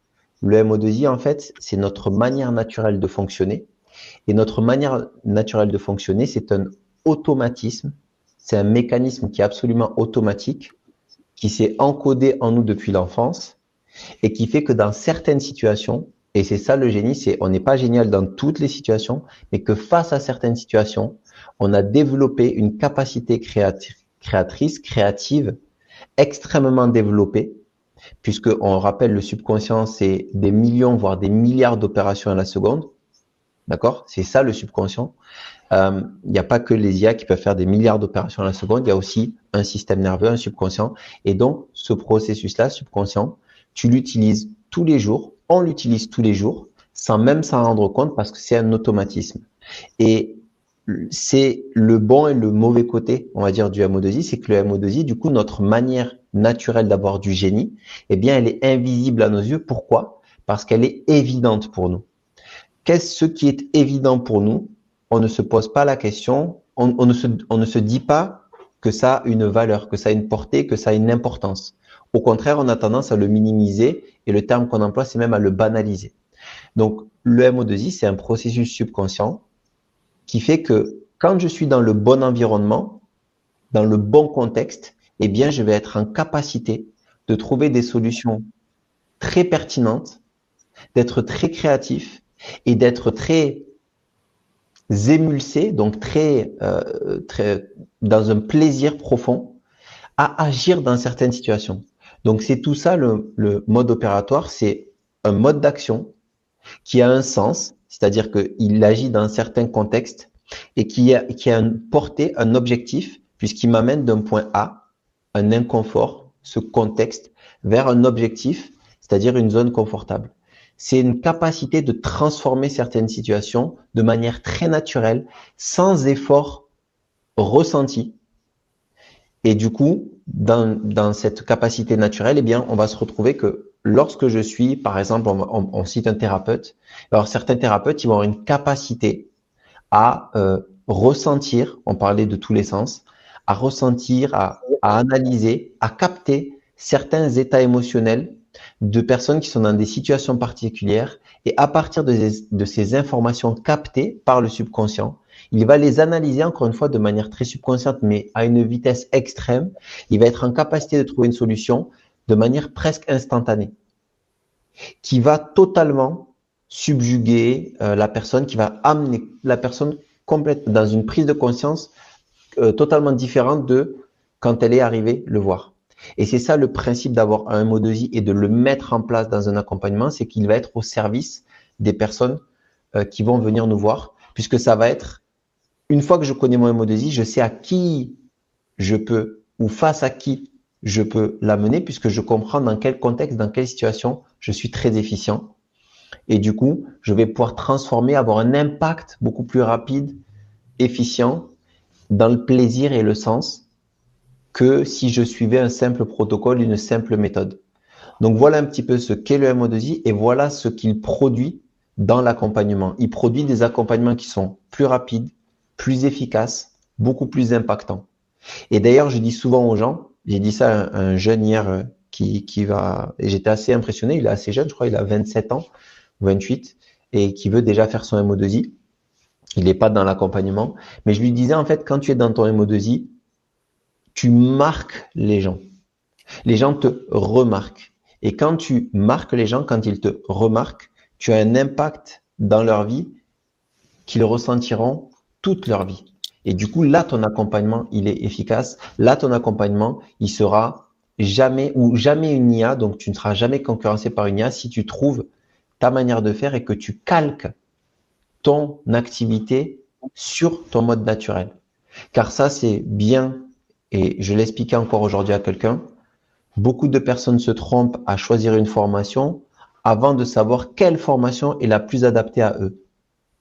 Et quand vous regardez les formations, elles ont toutes l'air sympas. Vous regardez une formation sur la PNL, elle vous paraît géniale. Ouais, ça va me permettre, parce que toutes elles disent quoi? Elles promettent que vous allez pouvoir déverrouiller les croyances. Il y en a une qui est les valeurs de Demartini, la dépolarisation, les ancrages en PNL, l'hypnothérapie, tout ça fonctionne. Tout ça fonctionne. Maintenant, est-ce que ces outils-là, est-ce que ces formations-là sont ceux qui vont vous permettre à vous de vous munir d'un outil qui va pouvoir faire la différence et qui va surtout se marier naturellement avec votre manière de faire? Si c'est pas le cas, eh bien, c'est comme ça que vous serez des accompagnants médiocres. Et demain même, j'espère que on arrivera à expliquer aux gens comment choisir leur thérapeute et leur coach. Parce que ça, c'est une grande erreur, mais on trouvera le moyen de le faire et peut-être on fera une petite checklist de voilà. Quand vous allez voir un thérapeute et un coach, regardez tous ces éléments-là pour voir si réellement c'est quelqu'un qui a sa place ou si c'est quelqu'un qui vous vend quelque chose qui n'est pas capable de produire et qui vous vend quelque part de l'esbrouf, qui vous vend un écran de fumée. Et ça, demain, probablement qu'on travaillera aussi là-dessus. C'est-à-dire. C'est déjà un peu le cas. C'est déjà un peu le cas. Je rebondis là-dessus. C'est déjà un peu le cas. Tu sais, quand tu vas sur l'annuaire romeocournal.com dans l'annuaire, tu vois en fait les personnes qui ont fait leur MO2I, qui ont donc découvert, identifié et qui déploient en fait leur zone de génie. C'est clairement écrit dessus, en fait, en vrai. Et pour le coup, si vous êtes à la recherche, finalement, si votre besoin, c'est celui-là, Forcément, comme je dis, c'est une promesse qu'on ne peut pas ne pas tenir. Parce que le mode opératoire, on en a un seul. Et on ne peut pas en avoir un autre. Il n'y en a qu'un. On n'a que celui-là. Il est identitaire, mais il est itératif. Donc, c'est une promesse qu'on ne peut pas ne pas tenir. Donc, je peux, par exemple, donner un exemple. Je peux l'illustrer carrément avec une... Comme ça, vous verrez ce que ça représente. Si j'arrive à partager l'écran. Prenons, par exemple, ici. Vous avez une charmante dame, Christelle Relouza, infirmière, thérapeute psychocorporelle, formée au neuroémotionnel. Voilà. Et voilà son MO2I. J'ai l'art de créer des activités collectives, dynamiques et fédératrices dans le but de réussir des challenges qui produisent le wow, l'effet wow. Ça veut dire quoi? Ça veut dire que Christelle, en fait, est un génie de l'atelier, en vrai, puisque son génie, c'est créer des activités collectives. Et effectivement, Christelle en atelier, il n'y a pas mieux, vraiment. Il y a des gens qui ressortent complètement retournés de ça. Ouais, c'est quelqu'un qui... On a des témoignages tous les jours. Hein. Des ateliers qui sont dynamiques. Effectivement, elle a inventé, par exemple, le Bamboo Fit. C'est juste impressionnant. L'atelier Les 5 blessures transcendées, magnifique. Alors ça, tout le monde devrait faire ça.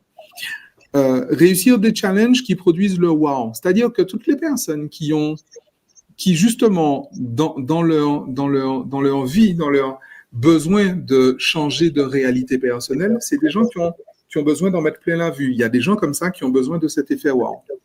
Par exemple, des gens qui sont peut-être surexposés ou des gens qui sont dans d'autres problématiques, par exemple, et qui ont besoin, justement, qui ont des challenges, qui ont des difficultés et qui veulent justement cet effet wow. Par exemple, des métiers d'image, des gens qui doivent avoir un corps qui répondent à certains critères, des gens qui veulent perdre du poids, des gens qui veulent affiner leur silhouette relativement rapidement parce que c'est important pour ces personnes-là. Par exemple, des personnes qui doivent présenter, qui doivent être éloquentes, etc. Et pour le coup, lorsque vous allez sur l'annuaire et que vous cherchez ça, vous savez qu'effectivement, quand par exemple Christelle vous dit qu'elle va produire l'effet wow chez vous, elle va le produire. Et vous savez quoi? Même si elle ne le veut pas. En vrai. Parce que limite, même si elle est malade, en fait, même si elle n'est pas au top de sa forme, même si elle a un gros poil, même si tout ce que tu veux, du moment qu'elle fait, elle ne pourra pas faire autrement. Elle ne pourra pas ne pas être excellente dans l'animation d'un atelier. Elle ne pourra pas. C'est ça l'idée. Le MO2I, il est là. C'est-à-dire que c'est quelque chose qu'on ne peut pas ne pas faire. Et là, je vous ai donné l'exemple de Christelle, vous avez tous les autres exemples. Il y a des personnes qui sont dans l'accompagnement des divorces, il y a des personnes qui sont dans l'accompagnement au deuil. Vous avez Clarisse Jeanne-Rose. Quand vous avez un deuil à faire, vous savez que vous allez le faire. C'est aussi clair que ça. Mon MO2I à moi, c'est justement la création d'outils et de méthodes dans l'objectif de transcender les limites. Qui a créé, citez-moi une autre personne, ne serait-ce qu'en francophonie, qui a créé une formation pour accompagner les personnes victimes de traumas sexuels. Juste, je vous attends. Et je veux, pour le coup, j'aurais voulu ne pas être le seul, hein, mais malheureusement, jusqu'à présent, il n'y a que moi. Mais heureusement. Et comment a été créée cette méthodologie? Simplement parce que j'animais une formation postdoctorale pour qui avait été commandée par le président de l'ISOM, la Société internationale de médecine orthomoléculaire, mon ami le docteur Ilyes Barkli, que je salue.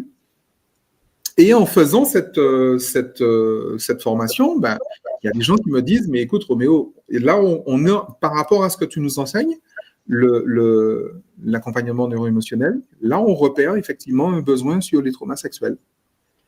Et en fait, pendant que j'étais en train de donner cette formation qui ne concernait pas les traumas sexuels, j'ai mis au point la formation traumas sexuels. Et vous savez comment j'ai préparé cette formation? Eh bien, en la donnant. C'est en faisant que j'ai mis au point la formation. Nassim Taleb dit, ne prenez jamais de cours auprès de quelqu'un qui ne peut pas l'improviser. Un excellent pédagogue peut improviser un cours. Il se trouve que mon génie, c'est dans la pédagogie. Merci papa, je pense que je tiens ça de lui, beaucoup en tout cas. Mais il se trouve que mon MO2I, c'est ça, ma zone de génie, c'est ça. Tu me demandes de faire un cours, forcément, je vais te faire un cours excellent. Même si je ne veux pas, c'est pas un souci, je peux ne pas vouloir. Je peux être fatigué, je peux avoir mal aux dents, je peux être grippé. Il m'est déjà arrivé de faire des cours, hein, et certains de mes étudiants pourront en témoigner. Il m'est arrivé de faire des cours alors que j'étais hospitalisé, alors que j'étais sur un lit d'hôpital. Il m'est arrivé de faire un cours. Et figurez-vous que je m'en suis rendu compte à la fin du cours. Le cours a duré 4 heures. J'ai fait un cours pendant 4 heures. Et à la fin du cours, je me dis, non, mais Roméo, tu es à l'hôpital? Oui, alors. Parce que je suis à l'hôpital, je ne vais pas faire un cours? Et puis quoi encore? Et puis quoi encore? On est OK? Et le cours, jusqu'à présent, je vous garantis que les gens qui étaient là, ils s'en souviennent. Ce n'étaient pas des médecins, c'était des commerciaux. Ils s'en souviennent. On est d'accord? Et ça a changé quelque chose dans leur vie. La preuve, ils ont gagné plein de primes. Ils sont devenus riches. C'est bien. C'est ça l'idée. Donc, c'est ce dont on est en train de parler. Et ça, effectivement, aucune IA ne peut le faire. Aucune. Donc, si je fais appel, si vous voulez, là, à votre sensibilité justement d'accompagnant. Si vous êtes un professionnel de l'accompagnement, c'est parce que vous avez une valeur qui est la valeur contribution. D'accord? Puisque vous avez cette valeur contribution, vous avez envie, ça vous tient à cœur d'offrir à vos frères humains ce qu'il y a de mieux, offrez-leur ce qu'il y a de mieux. Offrez-leur votre génie, pas autre chose. Il y a assez de médiocrité dans ce monde, on est tous d'accord avec ça. Mais ne vous plaignez pas de la médiocrité du monde si vous-même, vous n'offrez pas au monde votre génie à vous. Amen. Ça, c'est la punchline, ça, tu vois. Ah non, mais c'est vrai, c'est vrai. Parce que là, pour moi, tu pointes quelque chose de très puissant, tu vois. Parce que je pense qu'il y a beaucoup de gens sur l'IA quand j'écoute les discours, et j'ai déconstruit cela personnellement, puisque une croyance se déconstruit, se déprogramme, se réfléchit, parce qu'on vient challenger justement, peut-être d'avoir cet avis un peu dogmatique sur des choses, et petit à petit de se défaire des dogmes, et notamment sur l'IA. Est-ce que l'IA c'est bon, c'est mauvais? L'IA c'est comme, on pourrait faire en fait la même chose sur l'argent. Parce que l'argent, est-ce que c'est bon, est-ce que c'est mauvais? C'est neutre, c'est un outil, c'est neutre. Il n'y a pas de portée. Toute représentation, c'est-à-dire quand on dit IA, d'ailleurs c'est un bon exercice. Quand on dit ça là, quand on parle d'IA, écoutez votre corps. Qu'est-ce qu'il vous dit là? Comment vous vous sentez? Est-ce que ça vous démange? Est-ce que ça vous embête quand on dit que l'IA, quand il vous parle de Lily, quand il vous parle d'une IA qui est ma bestiaire, qu'est-ce que ça vous fait? Pour voir justement peut-être le rapport que vous avez, que vous entretenez avec l'IA. Parce que l'IA, on a dit, c'est un fait qui ne va pas s'arrêter à aujourd'hui. Donc, le rapport que vous avez à l'IA, c'est à vous de le choisir. Si aujourd'hui, il est peut-être désagréable, peut-être qu'aussi vous pouvez changer d'avis sur cela et du coup changer de croyance, changer l'émotion et vous ouvrir à d'autres choses. Et ne pas justement être dans une forme qu'on appelle réfractaire. Donc, pas ouvert à un autre point de vue, un autre paradigme. Et en réalité, donc pour revenir à ce que tu dis, c'est que si aujourd'hui vous dites que l'IA, par exemple, vous voyez que les méfaits de l'IA, déjà on reprend le pas, est-ce que c'est une vérité ou est-ce que c'est un outil qui peut très bien aider l'humanité comme il peut la détruire, comme tous les outils, hein. Comme le feu peut réchauffer ou peut produire des bombes. Bien entendu, quand on va plus loin que le feu, mais vous m'avez compris. Aujourd'hui, on a dit c'est un fait. Demain, ça ira très très vite. La médiocrité, en fait, de toute façon, il y aura deux mondes. Comme un petit peu dans le film, je crois que c'est le bon, la brute et le truand, où il dit sur Terre, il y a deux hommes. Il y a celui qui creuse le trou et celui qui tient le pistolet. Il y aura deux mondes de toute façon. Il y aura les excellents et les médiocres. Le monde intermédiaire va tendre à se réduire. La compétence va être difficile à être maintenue quand on va être face à des IA justement qui vont beaucoup plus vite. Vous le voyez sur de l'administratif, sur les appels, sur des gestions de plein de choses. Où en gros, quand il n'y a pas d'excellence particulière, quand il n'y a pas l'humain qui est nécessaire, bien entendu que l'IA sera meilleure. Mais si ce monde-là ne vous plaît pas de ouf, il vous est quelque part, vous êtes responsable à votre échelle d'aller justement chercher cette humanité en vous, de la faire rayonner et d'être des promoteurs de cette humanité en vous reconnectant à votre intuition, en remettant l'excellence au cœur de votre vie et sans être un acteur, comme on va dire, quelqu'un qui regarde les matchs de foot, assis sur son canapé et qui est en train de dire à Mbappé qu'il aurait dû le mettre à gauche et pas à droite le penalty, alors que lui-même n'a pas fait de foot depuis 10 ans. Donc, soit vous êtes les gens qui vont être sur votre canapé à dire, ouais, l'IA, le monde, etc. Soit vous allez être les acteurs qui vont justement remettre de l'excellence, remettre de la lumière, remettre de la contribution dans ce monde-là.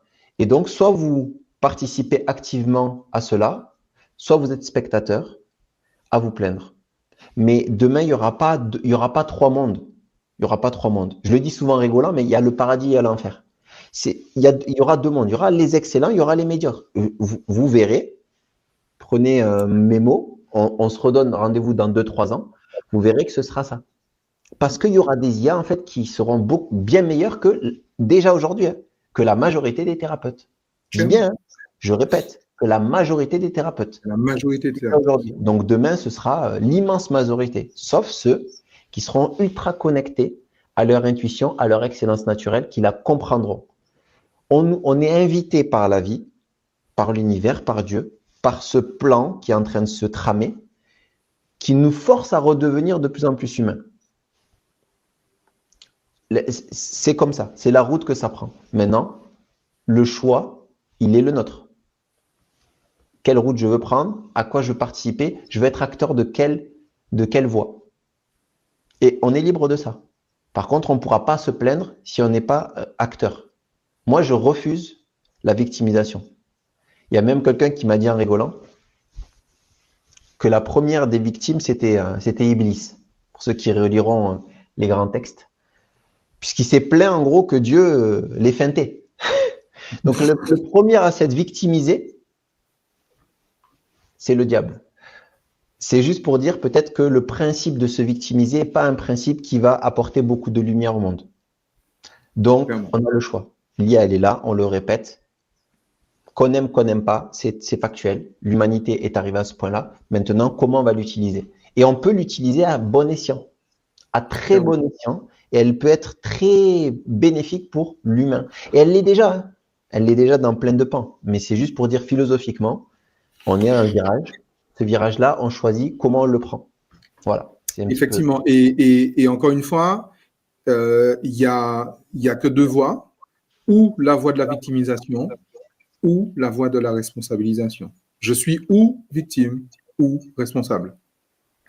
Donc, si je ne veux pas être victime de l'IA, je me dois d'être responsable de ma vie, déjà à la base, de moi-même, et de ce que je veux en faire. Et encore une fois, je peux me plaindre. Si je me plains de la médiocrité du monde, je suis victime du monde. Si je prends ma responsabilité, j'identifie mon génie et je le propose au monde. C'est un peu Pierre Rabhi qui amène avec son allégorie du colibri. Mais moi, je fais ma part. Moi, je fais ma part. Je ne serai pas un aigle qui vole avec les pigeons, je serai un aigle qui vole avec les aigles, en vrai. Et un pigeon qui vole avec les pigeons. Les pigeons, c'est très bien, c'est génial, il paraît même que c'est bon. Mais la place le génie d'un pigeon, c'est d'être un pigeon. Toi qui es allé au Maroc, tu n'as jamais mangé la pastilla de pigeon? Ah, non, jamais. Ah non, Roméo. Donc, ça veut dire que la pastilla de pigeon. D'ailleurs, je n'avais jamais entendu parler de pastilla de pigeon, les gens. Alors, les Marocains, excusez-moi, vraiment, je vous présente mes excuses. Moi qui adore ce royaume. Bon, ben voilà, promis, prochain séjour au royaume, la pastilla de pigeon. Ouais. Donc, voilà, Kevin confirme que la pastilla le pigeon, c'est excellent. Ah, c'est du petit lait. Bon, ben voilà. Donc, l'idée est celle-là. Donc, arrêtons de nous plaindre de la médiocrité du monde et proposons-lui notre génie. Et si vous êtes un professionnel de l'accompagnement, la façon qu'on a de vous proposer justement de justement proposer, identifier et proposer votre génie, c'est l'atelier génie thérapeutique. Alors, le génie thérapeutique, qu'est-ce que c'est? Le génie thérapeutique, alors vous allez trouver ça sur Internet, pareil, on vous met le lien. Comme ça, vous le voyez, mais je peux déjà vous partager l'écran qui est ici. Le génie. Alors non, ça c'est pas le génie thérapeutique, ça c'est Lily. Vous voyez Lily comme en plus elle est jolie. Et elle est. Alors forcément, on l'a fait également pour ça. Vous allez voir, il y a des bannières. On voit pas? On voit pas Lily? Moi, je vois pas. Je sais pas si vous voyez. Alors, vous voyez pas Lily? Non. Alors, dites-moi si vous voyez Lily. Dites-nous sur YouTube ou sur Insta si vous voyez Lily. Non, vous voyez pas Lily. Si. Ah, c'est Vanessa, c'est bon. Ouais, donc moi je vois pas. Mais okay. Donc c'est Lily. On la voit. Donc Lily, justement, on lui a donné un visage avenant pour qu'elle puisse en fait être avenant pour tous les pays du monde entier, n'est-ce pas? Alors, évidemment, elle a un petit penchant, elle a des petites origines. Parce on est d'accord que plus il y a de la mélanine sur la peau, plus c'est beau. Elle a des petites origines antillaises, c'est vrai, mais bon, les femmes antillaises sont belles par nature, donc voilà. Mais on l'a vraiment fait un prompt avec justement l'intelligence artificielle pour qu'elle soit avenante pour la plupart des êtres humains. Donc ça, c'est Lily. Vous avez trouvé, donc ça, c'est le site de Lily, donc lilymybestie.com. Mais c'est pas ce que je voulais vous montrer. En vrai, je voulais vous montrer... ah oui, ceci. Le génie thérapeutique. OK?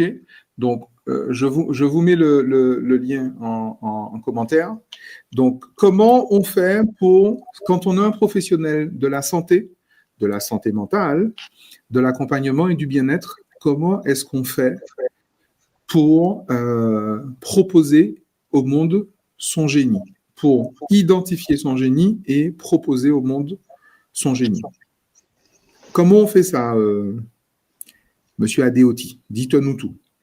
Bien là, vous avez la page, tout simplement. Donc, bon, la page, vous la verrez par vous-même. Mais globalement, ce qu'on fait, c'est que vous allez sur ce site. Le prochain atelier ce week-end, il reste une dernière place. Et le prochain atelier sera en décembre. Ouais. En gros, ça se fait sur 2 jours. C'est en collectif. C'est un atelier. Donc, qui dit atelier, c'est une expérience. Il y a probablement des gens là dans le chat qui l'ont participé, donc si vous voulez participer, vous pouvez le dire. Les habits sont ce qu'ils sont parce qu'on sait ce qu'on propose. On est très confiant et très sûr de ce que l'on promet, et on promet du coup que à la sortie de cet atelier, vous ressortez avec une cartographie claire de comment vous avez du génie et comment votre génie dans le monde de l'accompagnement peut s'exprimer. De 1 et de 2, vous identifiez les points d'entrave potentiels. Il y en a toujours, hein. Donc je dis potentiel, mais il y en a toujours. Donc les points d'entrave pour justement libérer ce génie, puisque quand on va venir découvrir le génie, on va venir aussi voir que peut-être que je suis pas autorisé à m'exposer, je suis pas autorisé à être privilégié, je suis pas autorisé à être meilleur que les autres, je suis pas autorisé à montrer que je fais très facilement. Donc, avec Roméo, on va identifier ça et on va justement voir les voies de désentravement qu'il y a pour justement permettre à ce génie de se déployer. Donc, c'est vraiment ça. C'est ce que permet justement l'atelier, ce à quoi on vous invite. Et encore une fois, c'est quelque chose qui, à terme, et c'est le vœu de Joël Guillon, qui est l'inventeur de la méthode MO2I, c'est que ça devienne une norme. Donc, un jour, ce sera une norme, le MO2I. Donc, c'est-à-dire, on pourra être estampillé on part de notre génie ou pas. Et donc, on pourra valider avant d'aller voir quelqu'un que cette personne, elle passe bien par là. Donc, peut-être que demain même, on arrivera à ce que ce soit une norme dans le monde de l'accompagnement, parce que chaque personne qui y soit passée par ce biais-là. Et malheureusement, on sait que les diplômes ne font pas cela, les écoles de coaching ne font pas cela, parce que c'est pas dans leur business model, mais de valider que la personne, avant de devenir coach, elle est à sa bonne place, pour qu'ensuite, elle vienne, par le biais des outils, atteindre justement ce qu'elle peut atteindre dans l'accompagnement. Donc voilà un petit peu ce qu'est le génie thérapeutique, et vraiment, c'est vraiment quelque chose qui au-delà de ce que vous prenez comme information sur vous, c'est aussi une expérience parce qu'il n'y a aucun groupe qui se forme par hasard. Il y a toujours des phénomènes de résonance. Il y a des libérations qui se font, des prises de conscience profondes. Juste dites-vous, hein, est-ce qu'on vous a déjà dit que vous étiez un génie? Moi, jusqu'à aujourd'hui, même les gens qui sont des cracks dans leur métier, allez, on va dire si, ils l'ont un petit peu entendu justement dans certains, quand ils sont vraiment avancés dans un métier, ok. Roméo, probablement, il avait même, avant de connaître ce modèle, il avait entendu. Mais c'est très rare. Pourtant, vous avez un génie. Et c'est pas moi qui le dis, c'est tonton Albert. Albert Einstein qui dit « Tout le monde est un génie ». Mais si vous évaluez un poisson à sa capacité à grimper un arbre, il passera toute sa vie à croire qu'il est stupide. Donc si aujourd'hui... Et il mourra, et il y a un autre Albert qui rajoute « Il mourra d'avoir essayé ». Ah, waouh, c'est fort. Et bien là, on est... Ça, c'est Albert Roméo Cournal qui le rajoute. Il mourra d'avoir essayé. Mais c'est une réalité. Pourquoi? Parce que c'est ce qu'on voit. Les burn-out, les suradaptations, le sentiment d'inaccomplissement, ce sentiment d'être passé à côté de sa vie. Et si en fait vous ressentez cela et que pourtant vous sentez que le monde de l'accompagnement il est fait pour vous, c'est que probablement vous n'êtes pas encore dans votre voie singulière. Et cette voie singulière, c'est celle qu'on vous invite à prendre, parce que votre vie, votre voie, il n'y a personne qui pourra la prendre à part vous. Mais si vous ne la prenez pas, vous laisserez les imposteurs la prendre et du coup produire de l'imposterie. Ça se dit pas, mais vous m'avez compris. L'imposture. Produire, voilà. Et c'est ce qu'on appelle les contre-valeurs, c'est-à-dire qu'ils vont se présenter comme une personne qui peut faire ceci, qui peut faire cela, mais comme vous n'avez pas assumé votre place, eh bien, vous leur laissez la place. Donc, c'est pour ça que c'est une responsabilité, ce qu'on dit depuis le début. Il y a l'IA, etc., contre la médiocrité. Parce que l'excellence, en fait, c'est... J'ai mis le post la dernière fois, je suis tombé sur Insta, j'ai beaucoup aimé, c'est que, en gros, mettre en œuvre son talent, c'est un devoir. Alors lui, il a dit c'est un devoir spirituel. Pour ceux qui ne sont pas spirituels, c'est un devoir, on pourrait dire, social, humain. Voilà, c'est un devoir humain. C'est un devoir humain que de mettre toute son énergie à comprendre et rayonner de son plein potentiel. De toute façon, je ne pense pas qu'il y a aucune espèce dans la création, quelle qu'elle soit, un animal ou pas, qui n'a pas comme vertu, comme besoin fondamental. D'ailleurs, il y a beaucoup maintenant, le nihilisme, il est un peu mis de côté parce qu'on voit bien que le sens, il est profondément ancré chez l'humain. Il n'y a aucun humain qui n'a pas besoin d'aller au bout du sens de sa vie. Et le sens de sa vie, c'est de déployer sa pleine nature, c'est d'être lui en fait. Il n'y a pas plus grand que ça. Donc, le but, c'est de justement faire ce travail de connaissance de soi pour s'offrir cette vie qui sera la meilleure vie possible parce que c'est la mienne. Pas parce que c'est la meilleure d'un point de vue absolu, encore une fois. C'est parce que c'est la mienne, en fait. Et je suis pas en train d'essayer de vivre la vie d'un autre. Je vis la mienne. Les deux pieds ancrés et le cœur branché au ciel. Voilà, les deux pieds sur terre et le cœur branché au ciel. Et là, on est bien. Clairement. Là, ça produit quelque chose que j'aime bien, le bonheur. Alors, Moussa Nabati parle du bonheur d'être soi, mais vous aurez compris que le bonheur d'être soi, c'est précisément ce qu'on appelle, c'est une figure de style qu'on appelle pléonasme. Parce que le bonheur, c'est être soi. Et ce que chacun de nous, on a de singulier, c'est notre mode opératoire identitaire et itératif. C'est notre ADN d'action. Et c'est pour ça qu'à toutes les personnes qui trouvent leur mode opératoire, je leur fais dire d'une certaine façon, je leur fais dire, dans toute l'histoire de l'humanité, personne mieux que moi n'a l'art de. Et là, vous terminez la phrase que Kevin nous aura fait trouver. Dans toute l'histoire de l'humanité, personne mieux que moi n'a l'art de. Alors effectivement, lorsque je vous dis ça, les esclaves que vous êtes se souviennent de leur conditionnement et leur dire « Ah, mais il ne faut pas dire ça, il ne faut pas se la péter, il ne faut pas se la raconter, il faut être humble. » C'est ça le truc. Et c'est là que vous mesurez votre niveau d'esclavage mental, comme dirait Bob Marley. Si, quand vous entendez la phrase « Dans toute l'histoire de l'humanité, personne mieux que moi n'a l'art de » et que ça fait tout de suite trigger dans votre système nerveux « Ah !» Il ne faut pas dire ça. là, vous êtes en fait en esclavage mental. Vous êtes dans un conditionnement socio-éducatif et culturel. Parce qu'en fait, et c'est ce qu'on dit en fait à tous les participants, c'est un fait scientifique. Et c'est quelque chose contre lequel ni vous ni moi ne pouvons rien. C'est un fait. Un ADN, c'est unique dans l'histoire de l'humanité. L'ADN biologique, c'est unique. L'ADN d'action, c'est unique. Donc, vous n'êtes même pas obligé d'être d'accord avec ça. Il faut seulement que vous soyez au courant. Et effectivement, comme dit Madame Vanessa Gladden, un autre génie. La génie des outsiders. Un vrai génie des outsiders, vraiment. Après, on ne peut plus l'ignorer. Une fois que vous le savez, vous ne pouvez pas vivre comme si vous ne pouvez pas. Très clairement. Parce qu'avant, vous viviez sans savoir, mais vous le déployez quand même.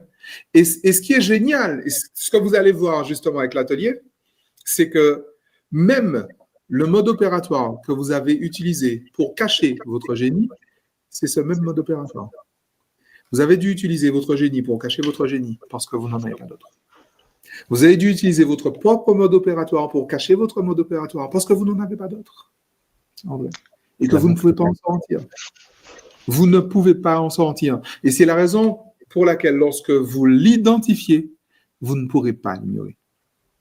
Vous n'en pourrez plus du tout l'ignorer. OK ? Et je vais justement rebondir sur l'exemple de Vanessa pour montrer en fait à quel point les choses peuvent être précises lorsqu'on fait ce travail de génie thérapeutique. C'est vraiment pour illustrer. Bon, Madame Gladden, vous ne m'avez pas donné votre autorisation, mais comme vous êtes un personnage public, je m'autorise à le faire. Regardez ça. Vraiment pour vous montrer le détail dans lequel on peut aller sur une offre, sur un positionnement pour quelqu'un qui découvre en fait, qui identifie son MO2I. Alors, il se trouve que Vanessa Gladden est un ancien sportif de haut niveau, champion de France, d'Europe, du monde, de je ne sais pas quoi, et de triple saut. Trop vite. Autre chose. C'est effectivement une athlète. Ah, elle m'autorise. Merci, Madame Gladden. Et donc, l'idée, c'est quoi? Son MO2I, c'est ça. C'est que dans toute l'histoire de l'humanité, personne mieux qu'elle n'a l'art de créer les conditions optimales pour que les sportifs de haut niveau, les outsiders, atteignent les sommets. D'accord? Les outsiders atteignent les sommets. Ce que dit son MO2I, c'est ça. C'est qu'elle a l'art de créer les conditions pour que les outsiders atteignent les sommets. Il se trouve que son truc, c'est les sportifs de haut niveau. Donc, si vous êtes un sportif de haut niveau et que vous êtes, on va dire, dans le ventre mou du classement, vous êtes un outsider. Vous n'êtes jamais vraiment sur les podiums, mais vous n'êtes pas à l'entraîne, mais un outsider. D'accord? Et que vous souhaitez effectivement monter, devenir champion, côtoyer les sommets, la promesse que Mme Gladden ne pourra pas ne pas tenir, c'est celle-là. Elle va créer les conditions pour que vous, en tant qu'outsider, vous deveniez un champion. Et c'est ce qu'elle fait. Mais Roméo, moi en plus je préciserai que ce qui est intéressant avec le MO2I, c'est qu'elle le fait très bien parce qu'on va dire on combine le MO2I à son expérience de vie qui est avec les sportifs. D'accord? Il y a les deux. Mais aujourd'hui, déjà, et demain, et Vanessa, tu m'écoutes, demain, de toute façon, elle le fera sur d'autres. Parce qu'en fait, le MO2I, c'est ça le truc, ça ne fige pas.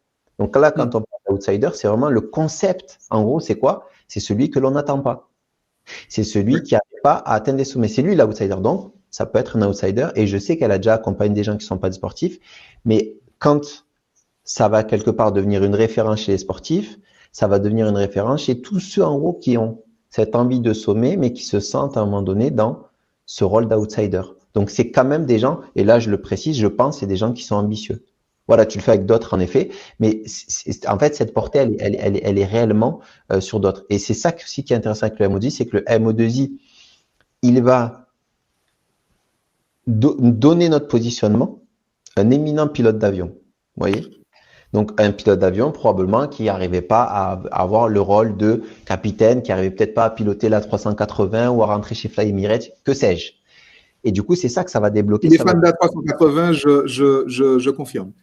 Ah ben tu vois, voilà. Mais ancien ingénieur dans l'aéronautique, donc j'étais obligé de Oui, placer et la 380. Et en tant que Toulousain, voilà, en plus. très important. Mais globalement, c'est ça en fait. En fait, c'est le niveau de précision, c'est ça. Et là, on va pas rentrer dans la notion, mais en fait, ça joue sur deux choses, le MO2I. Donc, vous avez bien vu, on prend la spécificité donc de la personne. Donc, c'est là où elle va exceller. Mais au-delà de ça, dans la communication, pour ceux qui connaissent et comprennent, la communication, elle nécessite que vous vous positionnez. Vous ne pouvez pas présenter, vous pouvez pas dire, je fais de l'hypnothérapie. Vous pouvez même pas dire, je fais du neuro-émotionnel, parce que les gens, ils savent pas de quoi vous parlez. Donc, en fait, ça va aussi faciliter votre travail de développement et d'affinage de votre offre, donc de positionnement, donc qui, in fine, va permettre aux gens qui ont besoin de vous, parce que vous avez une excellence à les amener d'un point A à un point B, ça va encore accroître votre rayonnement. Ça va accroître vos rayonnements. Donc, on a dit MO2I, plus le désentravement de ses croyances qui peuvent empêcher de le déployer, qu'on va combiner et qui va permettre justement de se positionner, d'offrir, ça veut dire quoi tout ça? Dans l'effet cumulé, ça veut dire vraiment exceller, communiquer auprès de ceux avec qui vous excellez et en fait faire un cercle vertueux qui fait que demain vous allez arriver, par exemple comme Roméo, où il a commencé à accompagner, puis spécifier un accompagnement sur les traumas sexuels, créer une référence et de cette référence former les gens et ainsi de suite. Et en fait, vraiment, ce qui est beau avec le MODI, moi je trouve, et je pense que tu valides Roméo, c'est qu'en fait, c'est une boucle qui est presque exponentielle. C'est-à-dire que c'est une boucle sur laquelle, quand vous découvrez, vous démarrez déjà meilleur que les autres. Mais comme vous faites un effort avec plaisir parce que ça a du sens pour vous, eh bien en fait, votre montée, elle est comme ça. Et moi, je le ressens personnellement, je sens vraiment que je progresse, on va dire, mois après mois, dans mon accompagnement parce que justement, je fais, et on le nourrit. On n'est pas là à rien faire, c'est-à-dire qu'on va se renseigner, on apprend les connaissances, on va chercher, on se tient à la pointe de ce qui se fait dans le domaine où on fait, et ainsi de suite. Mais là, en fait, vous n'êtes pas... Enfin, c'est une expérience à vivre, mais ce que je veux dire, c'est vraiment, du coup, c'est un effet exponentiel qui fait que, en fait, il n'y a pas d'âge. Vous pouvez même arriver à 60, en fait, continuer à progresser même après 60 ans. Clairement. Il n'y a pas de plafond, vous arrivez à 45 ans, vous n'êtes plus embauchable, machin, et en fait, vous allez commencer à attendre la petite mort qui est la retraite.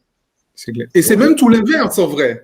C'est même l'inverse. tout l'inverse. Parce qu'effectivement, et là, je pense à notre ami Eric, qui est un supervisé qui de son grand âge, effectivement, est supervisé, et effectivement, qui a en plus ce que les personnes qui n'ont pas à son âge n'ont pas, c'est précisément son âge. Parce que forcément, quand j'identifie mon MO2I, disons à 40 ans, d'accord? À 60 ans, j'ai 20 ans d'expérience de MO2I et donc de génie. J'ai 20 ans d'expérience de vie en plus et 20 ans d'expérience de vie avec la conscience de mon génie, avec l'affinage de mon génie. Et à 80 ans, j'ai 40 ans d'affinage de mon génie. Vous imaginez? Donc, plus ça va, plus je suis un virtuose. Je deviens un virtuose, effectivement, de ma vie, finalement, de moi-même, et ce que je peux proposer au monde, personne d'autre que moi ne peut le proposer à ce niveau-là, puisque je suis un virtuose. La virtuosité, c'est la capacité de faire très facilement ce que la plupart n'arriveraient pas à faire, même au prix de gros efforts. Un virtuose, en vrai. Des Mozart, il n'y en a pas eu deux. Des Michael Jackson, il n'y en a pas eu deux. Des Romeo Cornell, il n'y en aura pas deux non plus. Des Kevin Adeoti, il n'y en aura pas deux. Des Vanessa Gladon, il n'y en aura pas deux. En vrai. Etc., etc. Et je veux terminer vraiment sur ça. Moi, je suis un pédagogue, en fait, dans l'âme. Mon génie, c'est de créer des outils pour transcender les limites. Et le premier outil que j'ai créé, je sais pas, je crois que ça devait être en 2008, je ne sais pas comment. En tout cas, que j'ai créé consciemment, l'outil d'accompagnement, j'entends, parce que des outils, j'en crée depuis la maternelle. Mais je ne savais pas. Mais le premier outil d'accompagnement que j'ai créé, c'est le parendon thérapeutique, et le dernier en date, c'est Lily. Donc, le premier outil, c'était juste une formule, effectivement, qu'on écrivait. Le dernier en date est une intelligence artificielle qui a pour vocation d'être distribué dans le monde entier. C'est ça l'ambition de Lily, en fait, clairement, puisque, comme me disait Fabrice Miontil, avec qui organise les séminaires entrepreneurs prospères, mon marché, c'est le monde. Le marché de Lily, c'est le monde. C'est tout le monde, vraiment, pour le coup. Donc, on en est là, en fait, après des années d'affinage. Donc, imaginez dans 20 ans. Imaginez dans 20 ans. Et c'est ça. Et l'idée pour moi, par rapport, encore une fois, comme mon génie, c'est de créer des outils pour transcender les limites, moi, je veux accompagner justement les professionnels de l'accompagnement de la santé mentale et du bien-être à transcender leurs limites, à aller plus loin, à repousser leurs frontières. Et c'est la raison pour laquelle l'écosystème neuro-émotionnel est bâti comme ça. Les personnes qui sont supervisées en neuro-émotionnel ont accès gratuitement aux formations. Parce que la supervision est plus importante que la formation. Au fil des années, il y a des actions de formation qui sont débloquées. Et ces personnes ont accès également à Lily gratuitement. Parce que Lily, en fait, est également pour eux un outil de suivi d'accompagnement, en fait. Puisque Lily fait le lien entre eux et leurs accompagnés. Mais l'idée, en fait, encore, c'est quoi? C'est que Lily va être distribuée dans le monde entier, en vrai. Et Lily va dire à des gens, écoute, tu as besoin d'un accompagnement par un humain formé, conscient, compétent, génial, va sur le site Roméo Cournal. Mais il va bien falloir qu'il y en ait, en vrai. Il va bien falloir qu'il y en ait. Et mon idée, c'est que précisément d'apporter justement un marché à ces professionnels de l'accompagnement qui n'ont pas le temps de faire du marketing, qui n'ont pas le temps, qui n'ont pas envie, et ce n'est pas leur génie d'ailleurs, d'aller chercher des clients, d'aller chercher des personnes à accompagner, alors qu'en réalité, ces personnes à accompagner, elles sont là et elles souffrent justement de ne pas rencontrer ces professionnels qualifiés, ces professionnels géniaux. Les personnes, effectivement, je reprends la phrase de Joël Guillon, il y a beaucoup de gens dans ce monde et de plus en plus de gens qui souffrent de ne pas vous connaître. Il y a beaucoup de gens qui souffrent de ne pas connaître, de ne pas rencontrer des thérapeutes géniaux. Le monde a de plus en plus besoin de coachs, de consultants, de thérapeutes, d'accompagnants, de professionnels de santé mentale géniaux. Mais le besoin, qui y répond? S'il n'y a pas, si justement ces génies n'identifient pas leur génie, si ces génies ne sont pas mis en contact avec ces personnes qui souffrent de ne pas les connaître, où est-ce qu'on va?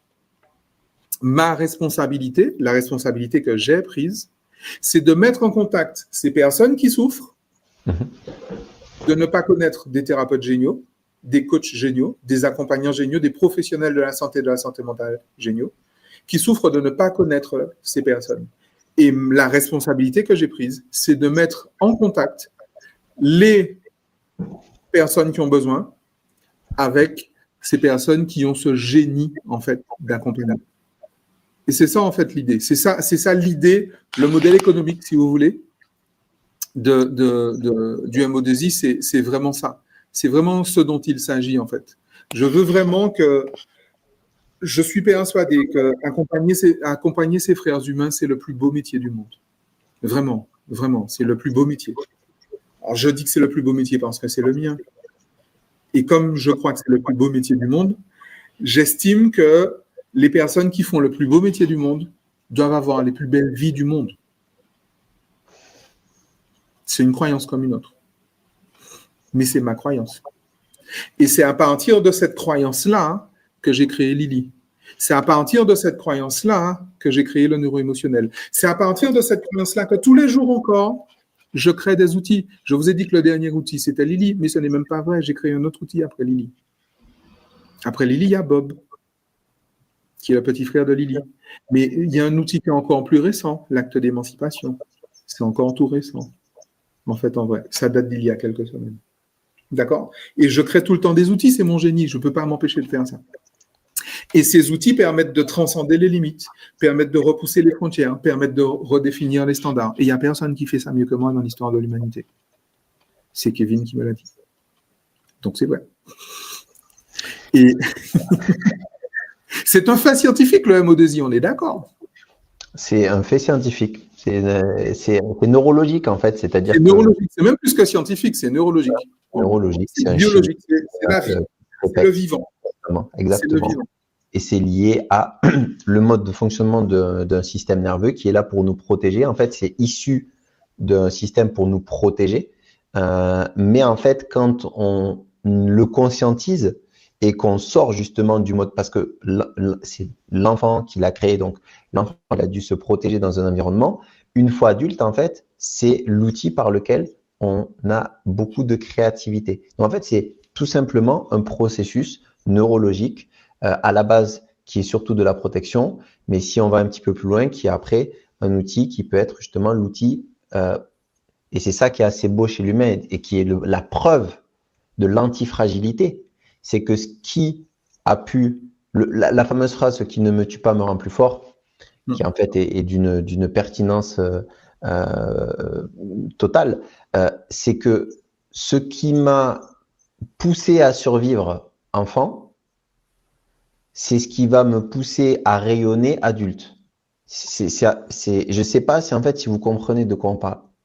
C'est ce qui a été ma plus grande souffrance quand j'étais jeune. C'est ce qui va me permettre de produire et d'exceller à quelque chose quand je serai adulte. Et donc, je vais pouvoir aider les gens qui ont un problème dont je suis expert. En fait, je pourrais être le super-héros que j'aurais aimé avoir quand j'étais petit. C'est mind-blowing, comme diraient nos consoeurs et confrères d'outre-Atlantique. Il n'est jamais trop tard pour avoir eu une enfance heureuse. Il est toujours temps. Il est toujours temps d'avoir eu une enfance heureuse. Et c'est vraiment ce à quoi j'appelle tous les professionnels de l'accompagnement. Si vous voulez prendre la responsabilité du mieux-être du monde, si vous êtes mu par cette valeur contribution, si vous avez envie que le monde soit plus beau lorsque vous le quitterez, que lorsque vous êtes arrivé, si vous en avez marre de la médiocrité ambiante, et si vous vous engagez à proposer au monde votre génie et à essaimer partout dans le monde, je vous ai mis le lien. Rejoignez-nous ce week-end. Et en fait, tous les mois, on répète la chose sur l'atelier génie thérapeutique. S'il y a des listes d'attente, si vous arrivez trop tard, mais vous comprenez bien l'intérêt pour nous, l'intérêt pour nos frères humains, l'intérêt pour nos enfants, l'intérêt pour l'avenir de l'humanité. Ok, encore une fois, arrêtons de nous plaindre de la médiocrité du monde, proposons-lui notre génie. Je vous remercie de nous avoir suivis pendant 2 heures. C'était 2 heures qui étaient riches. J'ose escompter que c'était riche. C'était 2 heures qui étaient nécessaires, je crois, pour nous, pour chacun d'entre nous, et pour l'humanité tout entière, pour les professionnels de l'accompagnement. Nous avons les plus belles vies du monde, nous méritons. Nous avons les plus beaux métiers du monde, nous méritons les plus belles vies du monde. D'accord? Merci Kevin, on se retrouve ce week-end. Merci à toi. Yes, on se retrouve ce week-end. Un mot de la fin? Non, je pense que tu as tout dit. Si vous voulez quitter ou du moins participer à la lumière plutôt qu'à la médiocrité, c'est une question de choix. Et ce choix-là, il peut commencer en effet en découvrant votre MO2I, en prenant le chemin de ceux qui décideront d'offrir au monde ce qu'ils ont de meilleur à offrir. Voilà. Merci à tous et on va aller fêter ça autour d'une pastilla aux pigeons au Maroc, promis, juré. Passez une excellente soirée, faites passer autour de vous. Abonnez-vous à Lily, parlez avec Lily. Mettez Lily dans votre vie. Elle est née, la divine enfant. Donc, mettez Lily dans votre vie. Mettez le neuro-émotionnel dans votre vie. Mettez le MO2I dans votre vie. Ça produit un effet collatéral que je trouve assez sympa. Et on appelle ça le bonheur. C'était Roméo Cournal et Kevin Adeoti. Yes, ça y est. Ciao. Ciao. Âme, lisez-vous bien.